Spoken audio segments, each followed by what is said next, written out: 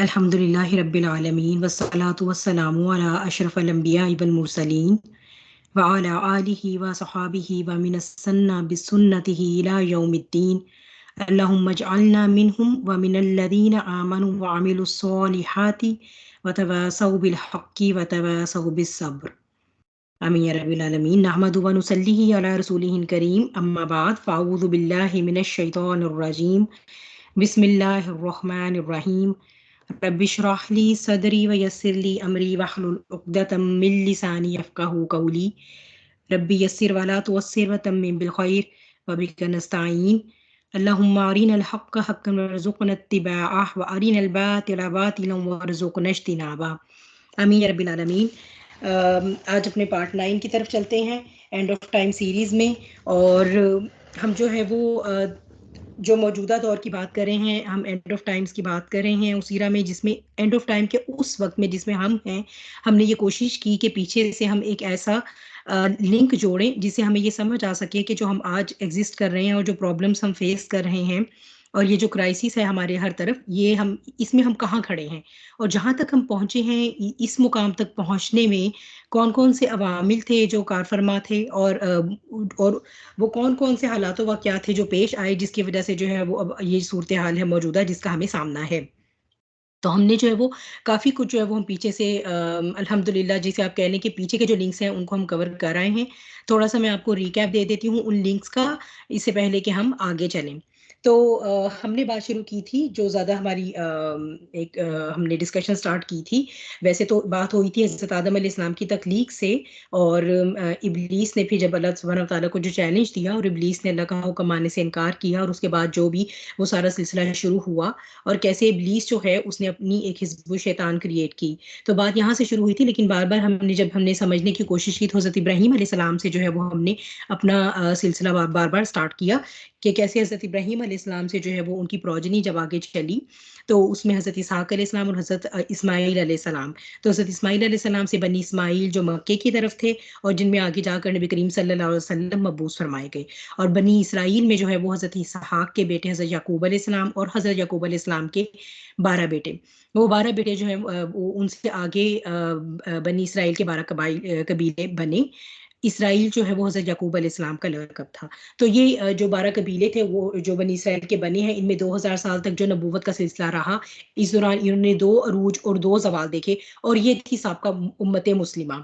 क्योंकि उस वक्त जो अंबिया आते थे बहरहाल ये उनके ऊपर ईमान तो लाते थे, लेकिन ये कि दरमियान में जो है जब इनके उरूज के वक्त आए तो ये इस किस्म की इखलाकी बुराइयों में पड़ गए कि फिर इन्होंने अंबिया को कत्ल करना शुरू किया और जादू सीखा, और शैतान की प्रैक्टिसेस जो हैं वो इनके अंदर राइज होना शुरू हुई। तो इसी तरह फिर जब हम देखते हैं कि हज़रत ईसा, और होते-होते 2000 साल का ये सिलसिला जब हज़रत ईसा अलैहिस्सलाम पर आकर ख़त्म हुआ, और आपको जो है वो इन बनी इसराइलियों ने जो है वो इतनी इनकी सरकशी बढ़ चुकी थी कि इन्होंने अल्लाह के नबी को भी कत्ल करने से दरेग ना किया और अपने तई सूली चढ़ाया। तो उसके बाद से जो हम देखते हैं कि जो पॉल का रोल आया, तो उसके बाद से ये जो उम्मत मुस्लिमा थी साहब का, ये यहूदियत और ईसाइयत में डिवाइड हो गई थी। तो ये जो डिवीजन थी इसके साथ ही जो यहूदी थे जो बनी इसराइल थे जो अब यहूद कहला रहे हैं, इनके डाउनफॉल का सिलसिला शुरू हुआ। तो इनका जो है वो फिर डायस्पोरा स्टार्ट हुआ, जबकि टाइटस रूमी ने जो है वो इनको 70 सदी ईस्वी में इनकी खूब पिटाई की, और जो है वो तब से जो है ये हमने देखा कि वो जो इनका हैकल सुलेमानी था वो जो इनका गिर गया था, जो हज़रत सुलेमान अलैहिस्सलाम के दौर में जिसकी पहली तामीर मुकम्मल हुई थी, और पहले भी गिरा दिया गया था, बेबीलोन के बादशाह ने गिराया था, और फिर हज़रत उज़ैर अलैहिस्सलाम के दौर में जो कि इनका दूसरा उरूज का दौर था, उसमें जो है इसे दोबारा तामीर किया गया था। और जिसे फिर टाइटस रूमी ने जो है वो हज़रत ईसा अलैहिस्सलाम के रफ़ाए समावी के 70 साल बाद जब दोबारा हमला किया यरूशलेम पर, तो इसे तबाह करके और वहाँ से तमाम यहूदियों को जो है वो निकाल दिया गया। जिस दिन के बाद से ये यहूदी जो है ये दुनिया में इधर-उधर मुंतशिर हो गए और इन्हें दोबारा बैतुल मुक़द्दस में दाखिले की इजाज़त नहीं मिली। तो ये इनका डायस्पोरा का दौर था, और इसी दौरान ईसाइयत जो है उसे जब पॉल ने हाईजैक कर लिया, तो पॉल जो है उसने उस ईसाइयत को की जब तबलीग शुरू की, तो उस तबलीग के नतीजे में जो रोमन एम्पायर थी वो सारी की सारी ईसाई हो गई, जिसकी वजह से ईसाइयत एक बड़ा स्ट्रॉन्ग मजहब बन गया। कहने को ये हज़रत ईसा अलैहिस्सलाम के फॉलोअर्स हैं, लेकिन ये हज़रत ईसा अलैहिस्सलाम के नाम पर शिर्क कमिट करते हैं। इनका जो ट्रिनिटी का अकीदा है या अकीदा तस्लीस है, इसी अकीदे के जबरी मुसल्लत किए जाने के के नतीजे में जो यूरोप में एक 1000 साला तारीख दौर गुजरा है, जिसे हमने डार्क एजेस ऑफ यूरोप में पढ़ा था, उसके नतीजे में, और उस दौरान जो है वो हमने देखा कि हर किस्म के की मंतक, दलील, इल्म, फन और इन सब सलाहियतों को कुचला गया, और किसी आम रियाया में से किसी को सवाल करने की इजाज़त नहीं होती थी। और यही वो दौर था जब यहूदी भी बहुत परसिक्यूटेड रहे।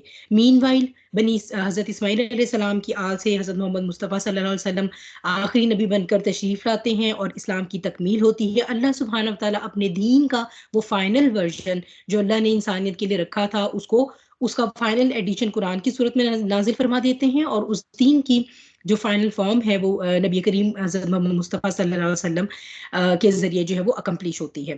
तो फिर हम ये देखते हैं कि होते होते आपके बाद जो है वो खिलाफत राशिदा का दौर गुजरता है, और खिलाफत राशिदा ख़त्म होती है तो साथ ही मलूकियत शुरू हो जाती है। और ये मलूकियत में भी लेकिन ये कि इस्लामी फतूहात बहरहाल जारी रहीं। मलूकियत के शुरू के दौर में बहुत ज़्यादा मज़ालिम हुए, बहरहाल लेटर ऑन जो है वो मुस्लिम रियासतें डिवाइड हुई, और यही जो मलूकियत जो है, जो बनु बास का दौर आया, तो उसी में जो है ये यहाँ से इस्लाम निकल कर स्पेन पहुँचा और हिंदुस्तान पहुँचा। हिंदुस्तान से तो बहुत जल्दी उसकी बसात लपेट दी गई, और जो बाद में वहाँ पर इस्लाम आया वो अफ़गानिस्तान के रास्ते आया, और जो स्पेन की तरफ पहुँचा, यूरोप की तरफ पहुँचा, उस इस्लाम ने जो इल्मो हुनर की और फ़न की और इस्लामी एक जो कल्चर था, लाइफस्टाइल था, जो उसका उरूज था, वो वहाँ पर इस्टेब्लिश किया। तो जब वो इस्टेब्लिश हुआ और वहाँ से यूरोप के डार्क एजेस में रहने वाले जो ईसाई नौजवान थे वो आए, तो फिर हिज़्बुश शैतान जो है वो उसको मौका मिला कि वो ऑर्गेनाइज़ हो दोबारा से, क्योंकि हिज़्बुश शैतान यानी कि जो मुनाफिकीन यहूद थे, जो कि इब्लीस की सरकर्दगी में अब दोबारा से इकट्ठे हो चुके थे, और अपनी दोबारा से उन्होंने जो है वो प्लान जो है वो तरतीब देने शुरू कर दिए थे। तो उन्होंने ही जो है वो इस मौके से पूरा फ़ायदा उठाया, क्योंकि मुस्लिम स्पेन के दौरान उनको ये मौका भरपूर तौर पे मिला कि वो अपने जो प्लान्स थे उनको कारआमद बना सकते। तो इन्हीं को करते हुए उन्होंने ये जो ज़हर था, जो एक जबरी जो मज़हबी जबर से आज़ादी की तालीम थी, उसको एक ट्विस्टेड फ़ॉर्म में जो है वो यूरोप में पहुँचाया, जिसकी वज़ह से जो है वो वहाँ पर यूरोप में जो है वो रिनाइसेंस हुआ। और जब रिनाइसेंस हुआ तो चूँकि इस रिनाइसेंस की बुनियादों में मज़हब के नाम पर जबर, मज़हब के नाम पे कत्ल, खून-रेज़ी थी, लिहाज़ा उसके नतीजे में जो जो आज़ादी का या यूरोप की रोशन ख़्याली का या यूरोप की तरक्की पसंदी का या उसके जो मॉडर्निज़्म का दौर शुरू हुआ, तो उसमें फिर मज़हब से बेज़ारियत और नफ़रत जो है वो उसका बेसिक एलिमेंट थी। एक्चुअली ये सारी की सारी प्लानिंग हिज़्बुश शैतान की क्या थी कि वो जो हमने इनका एजेंडा पढ़ा था, जो 6 नुकाती एजेंडा हमने इनका पढ़ा है, जिसमें से एक क्या था कि एक गॉडलेस सोसाइटी का क़याम हो, सेक्युलरिस्टिक दुनिया का वजूद जो है वो उसे यकीनी बनाया जाए, ताकि हज़रत इंसान की तवज्जो जो है वो किसी भी किस्म के रब से हट के सिर्फ़ और सिर्फ़ अपनी ज़ात पर और उस मादी तरक्की पर हो जाए। जो मौजिज़े पहले अंबिया के ज़रिए रूनुमा होते थे, वो अब साइंस करके दिखा देती है, लिहाज़ा आज का इंसान जो है वो किसी भी किस्म के मौज़ों से इम्प्रेस नहीं होता। तो इस तरह से साइंस को जो यानी आहिस्ता-आहिस्ता खुदा का वो तसव्वुर जो पहले एक माफ़ोकुल फ़ितरत तसव्वुर था, उसे अब साइंस के ज़रिए जो है वो रिप्लेस किया गया।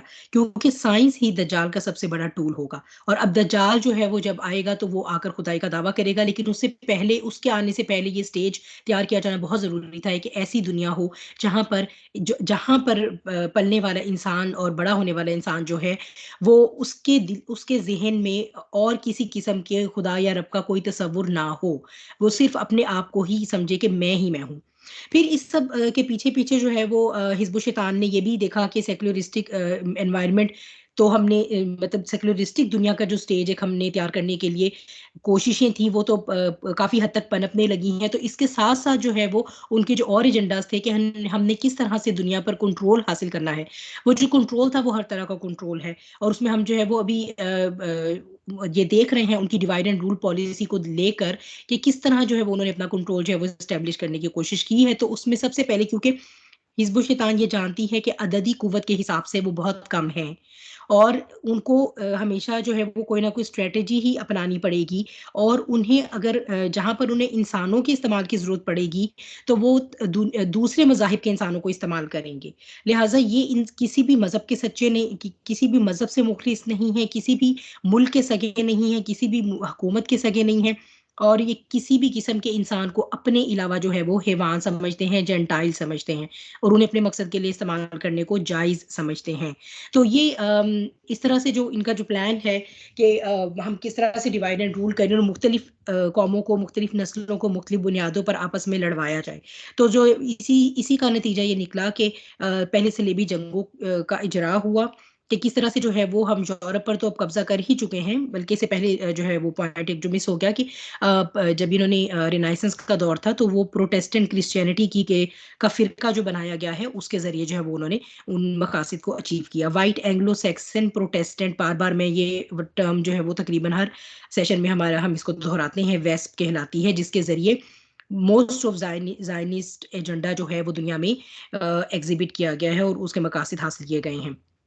तो ये सलेबी जंगों का इजरा भी इसलिए हुआ कि क्यों ना जो यूरोप पर तो हम कब्जा कर ही रहे हैं प्रोटेस्टेंट के थ्रू, लेकिन ये कि क्यों ना जो है वो ये जो आप कह लीजिए ज़मीनी अरब का इलाका है, जो बहुत ज़रखेज़ इलाका है और जो दुनिया की सुपर पावर्स रही हैं बहुत हज़ार सालों तक, तो इनको भी जो है वो, और चूँकि ये बहुत ज़्यादा आप कह लें कि रिच है सिविलाइज़ेशंस और मादनियात के हिसाब से, तो इसलिए जो है वो इनको जो फिर दूसरा ये कि तीनों जो ब्राह्मणिक रिलीजन्स हैं उनकी यहाँ पर सिग्निफिकेंस इकट्ठी हो जाती है। तो ये एक बड़ा क्रूशियल है। प्लस जो सबसे बड़ी बात है वो ये कि जो आखिर-उज़्ज़मा का स्टेज है ना, वो इसी इलाके में सजाया जाना है। जो थर्ड वर्ल्ड वॉर है, वो भी शाम के इलाके हरमजदून से स्टार्ट होगी, और इसी तरह जो है वो और भी जैसे दज्जाल का ज़हूर भी शाम में होगा, जैसे हज़रत ईसा अलैहिस्सलाम जो है उनका नुज़ूल जो है वो दमिश्क में होगा। तो इसी तरह जो है वो जो फाइनल यानी जो थर्ड वर्ल्ड वॉर का आखिरी मरहला होगा जिसमें दज्जाल और हज़रत ईसा अलैहिस्सलाम आमने-सामने होंगे, उसमें भी वही सरज़मीन इस्तेमाल होगी। तो इसलिए वो बहुत क्रिटिकल है। वहाँ पर वो अपना उनका कंट्रोल हासिल करना बहुत ज़रूरी था, जिसके लिए जो है ये मंसूबा बनाया गया कि यहूदियों के नाम पर या यहूदियत को बचाने के नाम पर हम यहाँ पर एक अपनी नाजायज़ रियासत बनाएँ। और उसी नाजायज़ रियासत की तकमील के क़याम के लिए जो है ये सबसे पहले सलेबी जंगों का इजरा हुआ गया। लेकिन ये कि बहरहाल वो समहाउ वो दोबारा मुसलमानों ने वो जगह वापस ले ली। यरूशलेम जो है वो उसको आज़ाद करवा लिया ईसाई कब्ज़े और तसल्लुत से। लेकिन ये कि और उसके बाद फिर ये हुआ कि वहाँ पर सल्तनत उस्मानिया कायम हो गई। यानी कि फिर एक अगले 600 साल तक वहाँ पर मुसलमानों का ही राज रहा। तो फिर अब जब वो ये बात भांप चुके थे कि सलेबी जंगें या जंगों के ज़ोर पर शायद हम ये कामयाबी हासिल ना कर सकें, लिहाज़ा अब हमें ज़रूरत है कि स्पाई सिस्टम इंट्रोड्यूस करवाया जाए, औरतें जो हैं वो मुसलमान बादशाहों के हरमों में जो है वो इंट्रोड्यूस करवाई जाएँ, और इस तरह के जो हथकंडे हैं इनको अपनाकर मुस्लिम उम्मा को अंदर से कमज़ोर किया जाए। और क्योंकि ये जो खिलाफत थी, जो खिलाफत उस्मानिया के नाम पर बनी, ये जो खिलाफत थी ये उनको वहाँ पर यानी उनको यरूशलेम में सेटलमेंट की इजाज़त नहीं देती थी। आप आएँ और ज़ियारत करें और चले जाएँ, लेकिन ये कि वो उनको वो इलाका नहीं देती थी। जैसे पहले भी ये बात हुई थी कि जो सुल्तान अब्दुल हमीद सानी थे, जो सेकंड लास्ट सुल्तान थे, उनको तो बाकायदा सेमो-ज़र में तोले जाने की रिश्वतें दी गई थी, लेकिन उन्होंने इस बात से इनकार कर दिया। लेकिन और अगर एस्पेक्ट पे हम देखते हैं, जैसे अगर हम सोशल लेवल पर देखते हैं और अगर हम सियासी लेवल पर, पॉलिटिकल लेवल पर देखते हैं, तो तब तक सल्तनत उस्मानिया को बहुत कमज़ोर कर दिया गया था, मुख्तलिफ किस्म की साज़िशों के ज़रिए। फिर अपने ज़ायनिस्ट या फ्री मेसन बंदे अंदर इंस्टॉल करके जो इन सुल्तानों के वज़ीर आज़म रहे, और उन्होंने जो है वो अंदर खाने जो सेकुलरिज़्म था, जब ये कि यूरोप में भी रेनेसांस आ रहा था, तो उसी सेकुलरिज़्म को वहाँ पर भी इम्प्लीमेंट करने, और फिर उन्हीं जो काबीना में या पार्लियामेंट में जो बंदे थे इनके इम्प्लांटेड, उन्होंने बहुत ज़्यादा इंसिस्ट करना शुरू किया कि भई यहाँ पर भी वही रिफॉर्म्स लाए जाएँ जो कि यूरोप में आ रहे हैं। तो होते-होते जो है ये खिलाफत इतनी कमज़ोर हो गई थी कि इसको जो है वो फिर बिलाखिर 1922 में जो है वो मुस्तफ़ा अतातुर्क जो हैं उनके ज़रिए, जो कि फ्री मेसन थे, उनके ज़रिए जो है वो इस खिलाफत को तोड़ दिया गया। तो जब ये खिलाफत टूटी तो ये जो है जो इनका एक जो 40 छोटी-छोटी इस्लामी रियासतें वजूद में आईं, उसके साथ ही जो है वो जब पहली जंग अज़ीम और दूसरी जंग अज़ीम का स्टेज भी सेट किया गया, तो इस सब का मकसद यही था कि एक नाजायज़ रियासत के क़याम की मंजूरी दी जाए, जो कि 1917 में बाल्फोर डिक्लेरेशन के मंजूर होने की वजह से जो है वो मुमकिन हुआ। फिर ये कि वो तो हो गया, और अब ये कि बाकी दुनिया से यहूदियों को वहाँ पर लाकर सेटल कैसे किया जाए? क्योंकि आपको मैंने पहले भी बताया था, जो ऑर्थोडॉक्स ज्यूज़ हैं, वो इनके इस सारे एजेंडा के खिलाफ हैं। क्योंकि ज़ायनिस्ट जो हैं, ये सेक्युलर ज्यूज़ कहलाते हैं, अश्केनाज़ी यहूद जो हैं। तो ये वो हैं जो चाहते हैं कि ये दुनिया में सारा अनरेस्ट हो, और हम ही जो है यानी वही जो हिज़्ब उश शैतान के कंपोनेंट हैं। तो ये उनके ये खिलाफ हैं, तो इस वजह से जो है वो वहां पर आकर सेटलमेंट होने में सेटल होने में इतने ज्यादा इंटरेस्टेड नहीं थे जो ऑर्थोडॉक्स ज्यूज थे, क्योंकि वो ये कहते थे कि इसराइल की रियासत का क्याम जो है ये एक गलत मुतालबा है, क्योंकि तौरात की रोशनी में जो है वो अगर हमने अपने मसीहा को ठुकरा दिया है तो अब हमें जो है वो ये एक सजा मिली हुई है कि हम इज़राइल में हैं। तो अब जब आखिरी मसीहा आएंगे तो हम उनके साथ मिलकर जब हम उन पर ईमान लाएंगे और उनके साथ मिलकर जो है वो जब हम इब्लीस के खिलाफ जहाद करेंगे तो ही हम यरूशलेम में वापस जा सकते हैं। लेकिन ये कि वो सेकुलर जूस या जायनिस्ट जो हैं उनका बहरहाल अपना एजेंडा है जो उनको हासिल करना है, तो जिसकी वजह से वर्ल्ड वॉर 2 मुनक्किद की गई, जिसमें हिटलर के जरिए से होलोकॉस्ट करवाया गया, जिसके बाद से पूरी दुनिया के यहूदियों को ये मैसेज दिया गया कि आप कहीं भी सेफ नहीं है अनटिल अनलेस कि आप एक अपने वतन में मूव नहीं करते।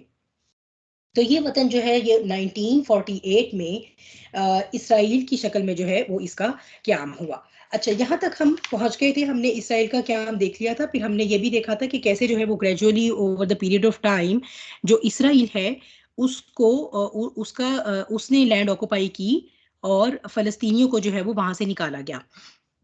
ये आपके सामने मैप है, दोबारा मैंने ये वाला मैप आपके सामने लगाया है जो लॉस ऑफ लैंड का है। तो इसमें हम देख सकते हैं कि आहिस्ता आहिस्ता कैसे तोसी हुई। 1917 में बैलफोर डिक्लेरेशन पास हुआ और जो नेक्स्ट मैप है 1946 का, अभी इसराइल की रियासत नहीं बनी, अभी 1946 में यहाँ पर आबादकारी होना शुरू हो गई। आप ग्रीन ग्रीन आप देख रहे हैं कि यहाँ पर यहूदी जो है वो आकर आबाद होना शुरू हो गए। तो उन्होंने जो है वो तमाम तरह के तरीके इस्तेमाल किए, धन, धोंस, धांधली, धोखा, सब। तो उसमें शुरू में तो यही था कि चूंकि अभी वो सिर्फ कोई उनके नाम की एक रियासत नहीं थी, तो उन्होंने पैसे का इस्तेमाल किया। ये सारे के सारे जो जायनिस्ट हैं, दीज वर द बैंकर्स, ठीक है। और बैंक भी इसी वजह से बनाए गए थे ताकि जो है वो दुनिया का पैसा अपने कब्जे में किया जाए। जब तक आप मुआशी कंट्रोल हासिल नहीं करेंगे तब तक जाहिर सी बात है आप कंट्रोल नहीं कर सकते मुल्कों को। तो ये सबसे पहला कंट्रोल था जो बहुत ज़रूरी था। इसको इसी वजह से पैसे की कमी नहीं थी, तो उन्होंने जो है वो फ़लस्तीनियों से उनके घर, बागात, उनके फार्म हाउसेस और खेत खलियान ये सब खरीदने शुरू कर दिए। तो पहले शुरू शुरू में इस तरह से उनकी एक्सपेंशन हुई। उसके बाद जो है वो 1948 में जब इसराइल बना है, तो साथ ही जो है वो इसराइल और अरब की पहली जंग हुई है। ये जो आपको आगे नंबर 4 पे नजर आ रहा है 1948 और 1949 में जबकि इसराइल बना है। तो इसराइल अरब की जंग हुई है और सिनेरियो ये था कि अरब जो है वो जंग जीत रहे थे, क्योंकि ये वही साल है अभी जब इसराइल बना है और वो अभी बहुत इस्टेब्लिश नहीं था।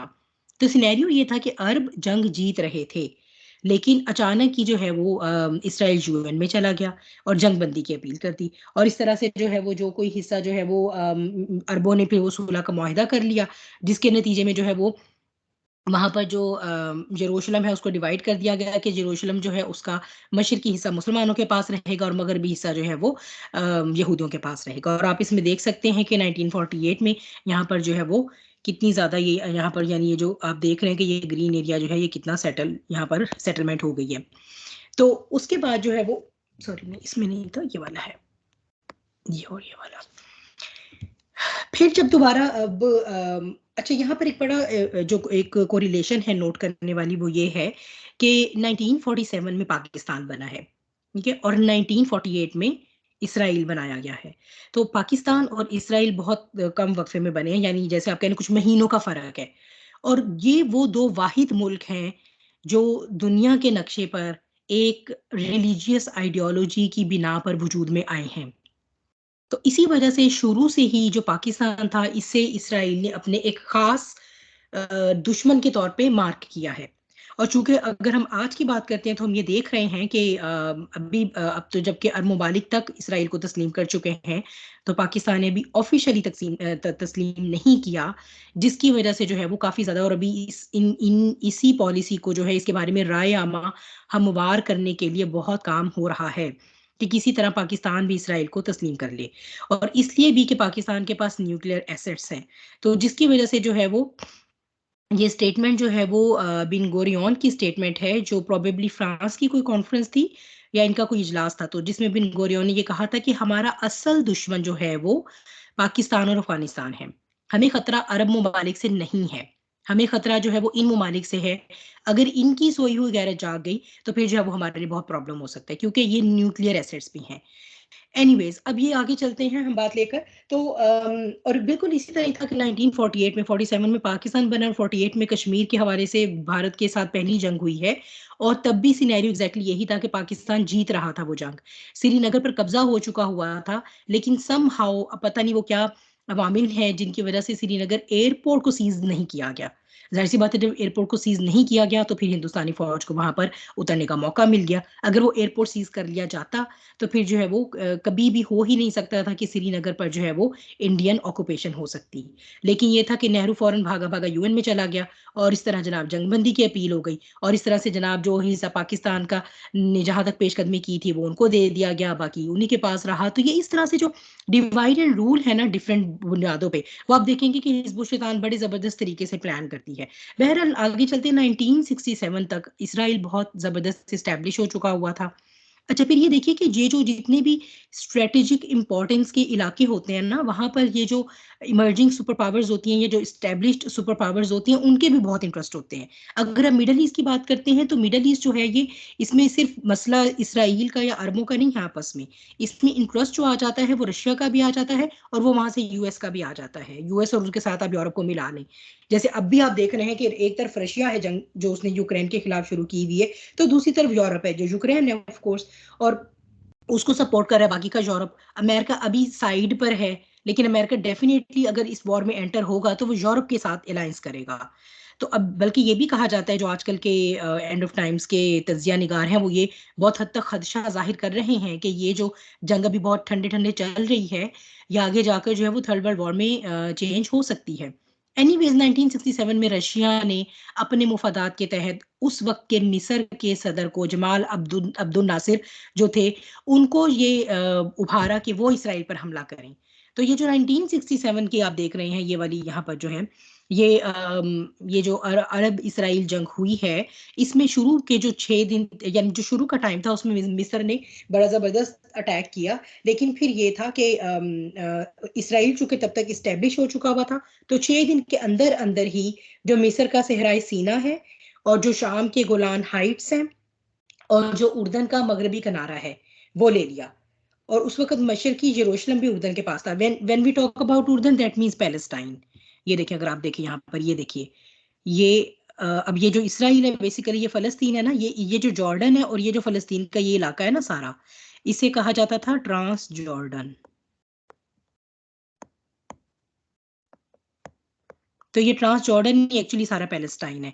तो ये सारा इलाका यहाँ अभी ये नजर नहीं आ रहा, बहुत छोटा सा मैप है, लेकिन मैं इंशाल्लाह आपको बाद में गोलान हाइट्स दिखा दूंगी फिर किसी लेक्चर में। यहाँ पर जो गोलान हाइट्स का इलाका आता है ये वाला भी तब इसराइल ने ले लिया। और फिर क्या हुआ कि ये जो यरूशलेम था वो सारा का सारा ही इसराइल के पास चला गया। तो मस्जिद अक्सा में जो है वो अब ये कि मुसलमान जाकर इबादत कर सकते हैं, लेकिन जो उसके ऊपर पॉलिटिकल या जो आर्मी है वो वहां पर वो इसराइल की तैनात है। तो अब इसमें ये है कि थोड़ा सा इसमें जो चेंज आया था वो ये था कि 1973 में जो मिस्र के जो जमाल अब्दुल नासिर के बाद जो उनके सदर आए हैं, जो सादात हैं, उन्होंने जंग छेड़ी। तो उस वक्त जो है वो बहरहाल उस जंग को की जंगबंदी के तौर पे जब यूएन में बात गई है, तो मिस्र फिर तब सेटल हुआ है कि अमन मुआहदे में कि हमारा सहराई सीना जो है वो हमें वापस दिया जाए। तो क्योंकि मिस्र जो है ये सहराई सीना का हिस्सा है। आपको याद है ना, जब हज़रत मूसा अलैहिस्सलाम बनी इसराइल को फिरौन के तसल्लुत से बचाकर अल्लाह के हुक्म से जब समुंदर से वो उनको लेकर निकले हैं, तो वो सहराए सीना में थे सब के सब। और चूंकि उन्होंने जब अल्लाह ने उन्हें ऑर्डर किया था कि जाकर जहाद करें और फलस्तीन को वो कर लें, कॉन्कर कर लें, तो वो उनका है। तो उन्होंने इनकार कर दिया था कि आप कि तुम मूसा तुम और तुम्हारा खुदा जाओ, हम तो नहीं, वहां तो बहुत जबरदस्त किस्म का बाश है, हम उसके खिलाफ जहाद नहीं कर सकते। तो 40 साल तक जो सहराई सीना था उधर उनको भटकता छोड़ दिया गया। तो सहराई सीना जो है ना, ये इनके लिए बड़ा एक बहुत इंपॉर्टेंट है कि इस पर ये अपना क्लेम करते हैं कि हमारे ग्रेटर इसराइल में जो है वो सहराई सीना भी आता है। तो बहरहाल उस वक्त जो है वो मिस्र ने जो है वो अपना सहराई सीना का इलाका जो है वो उनसे वापस ले लिया। अब अगर हम आते हैं इस मैप की तरफ, ये जो इसके साथ वाला मैप है, ये मैप, इसमें जो है ये बिल्कुल करंट सूरत हाल यहाँ पर दिखा रहा है हमें कि ये सारे का सारा, ये जो आप ग्रीन एरिया देख रहे हैं, ये तो सारे का सारा जो है ये अब इसराइल बन चुका हुआ है। ये सिर्फ गाजा स्ट्रिप है, जिसे दुनिया का सबसे बड़ा ओपन एयर प्रिजन भी कहा जाता है।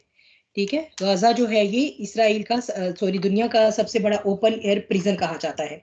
और यहाँ पर ये जो गाजा की फिशिंग जोन है, ठीक है, फिशिंग जोन होते हैं ना आपके लिए, आपकी इकोनॉमी में कंट्रीब्यूट करते हैं, ये भी इसराइल की मर्जी से खोला जाता है, जो कि बंद है आजकल। और जहाँ पर पानी को एक्सेस होगी या नहीं होगी ये भी इसराइल डिसाइड करता है। इस इलाके की बिजली पानी कब बंद किया जाएगा, कब खोला जाएगा, यहाँ कर्फ्यू नाफिज होता है इसकी बाउंड्रीज के अराउंड। यहाँ से जिन लोगों ने बाहर काम करने के लिए जाना है, जॉब के लिए जाना है, वो उन्हें पासेस दिए जाते हैं। और उन पर भी जो है वो वहां पर जो गार्ड्स खड़े होते हैं वो उनके पासेस चेक करके उनको अलाउ करते हैं कौन यहाँ से बाहर जा सकता है, कौन नहीं जा सकता। और ये उनकी मर्जी है। अगर वो कभी कभार तो वो बच्चे जो बाहर गए होते हैं स्कूल में पढ़ने, उन तक को भी वापस एंटर होने की इजाजत नहीं देते। तो any kind of suppression you can imagine is going on their. और फिर ये एक वेस्ट बैंक का इलाका है जिसमें भी आप देख सकते हैं कि ये जो एक्चुअली डार्क ब्लू है, ये है जहां पर अब थोड़े बहुत मुसलमान जो रह गए हैं।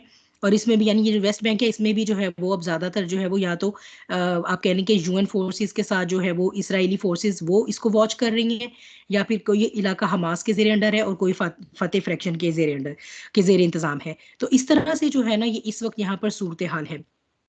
तो इसमें जो है वो यहाँ तक की जो है वो बात सिर्फ नहीं है, क्योंकि इनका जो प्लान था वो सिर्फ इसराइल का क्याम नहीं है। इनका जो प्लान है वो है ग्रेटर इसराइल का क्याम। तो ग्रेटर इसराइल जो है ना उसमें जो है वो अब हमारे पास आते हैं मिडल ईस्ट के दूसरे इलाके भी शामिल हो जाते हैं, जिसमें मैंने आपको पहले बताया था जब ग्रेटर इसराइल का मैप आपको दिखाया था कि उसमें फलस्तीन का इलाका, फलस्तीन तो खैर आता ही है सारा, सीरिया का कुछ इलाका है, इराक का कुछ इलाका है, और जो हमारे पास ये सऊदी अरब का जो जनूबी हिस्सा है यानी जो अपर पोर्शन है वो, मिस्र का जो सहराई सीना है, फिर जॉर्डन सारा आता है उसमें, और लेबनान आता है। तो ये जो सारा इलाका है इस पर ये क्लेम करते हैं कि ये जो है वो हमारे अंडर आएगा। ये मैंने आपके लिए यहाँ पर मैप लगाया है मिडल ईस्ट का, ठीक है। ये इसमें जो ईरान है ना, ईरान और अफगानिस्तान ये शामिल नहीं है मिडल ईस्ट में, ठीक है। आप इनको ऐसे सेपरेट कर दें, ठीक है। ये जो आपको बाकी नजर आ रहा है टर्की का वो हिस्सा जो एशिया में है, जिसे मैंने आपको लास्ट टाइम भी बताया था एशियाई कोचक या एशियाई माइनर भी कहा जाता है। ये देखिए ये शाम और ये इराक, और इराक और शाम जो है चूंकि ये सदियों तक जो है वो सुपर पावर्स रहे हैं, बहुत बड़ी सिविलाइजेशंस रही हैं, बड़े रिच सिटीज रहे हैं, तो ये जो है वो बहुत ही ज्यादा इंपॉर्टेंट है। प्लस शाम की इंपॉर्टेंस मैंने आपको पहले ही बता दी है, यही वो जगह है जहां पर एंड ऑफ टाइम्स का स्टेज जो है वो सारा सजेगा। फिर ये लेबनान आ गया, और ये वो है जो इसराइल है जो ऑलरेडी हम देख चुके हैं। यहाँ पर आपको जॉर्डन है साथ, ठीक है।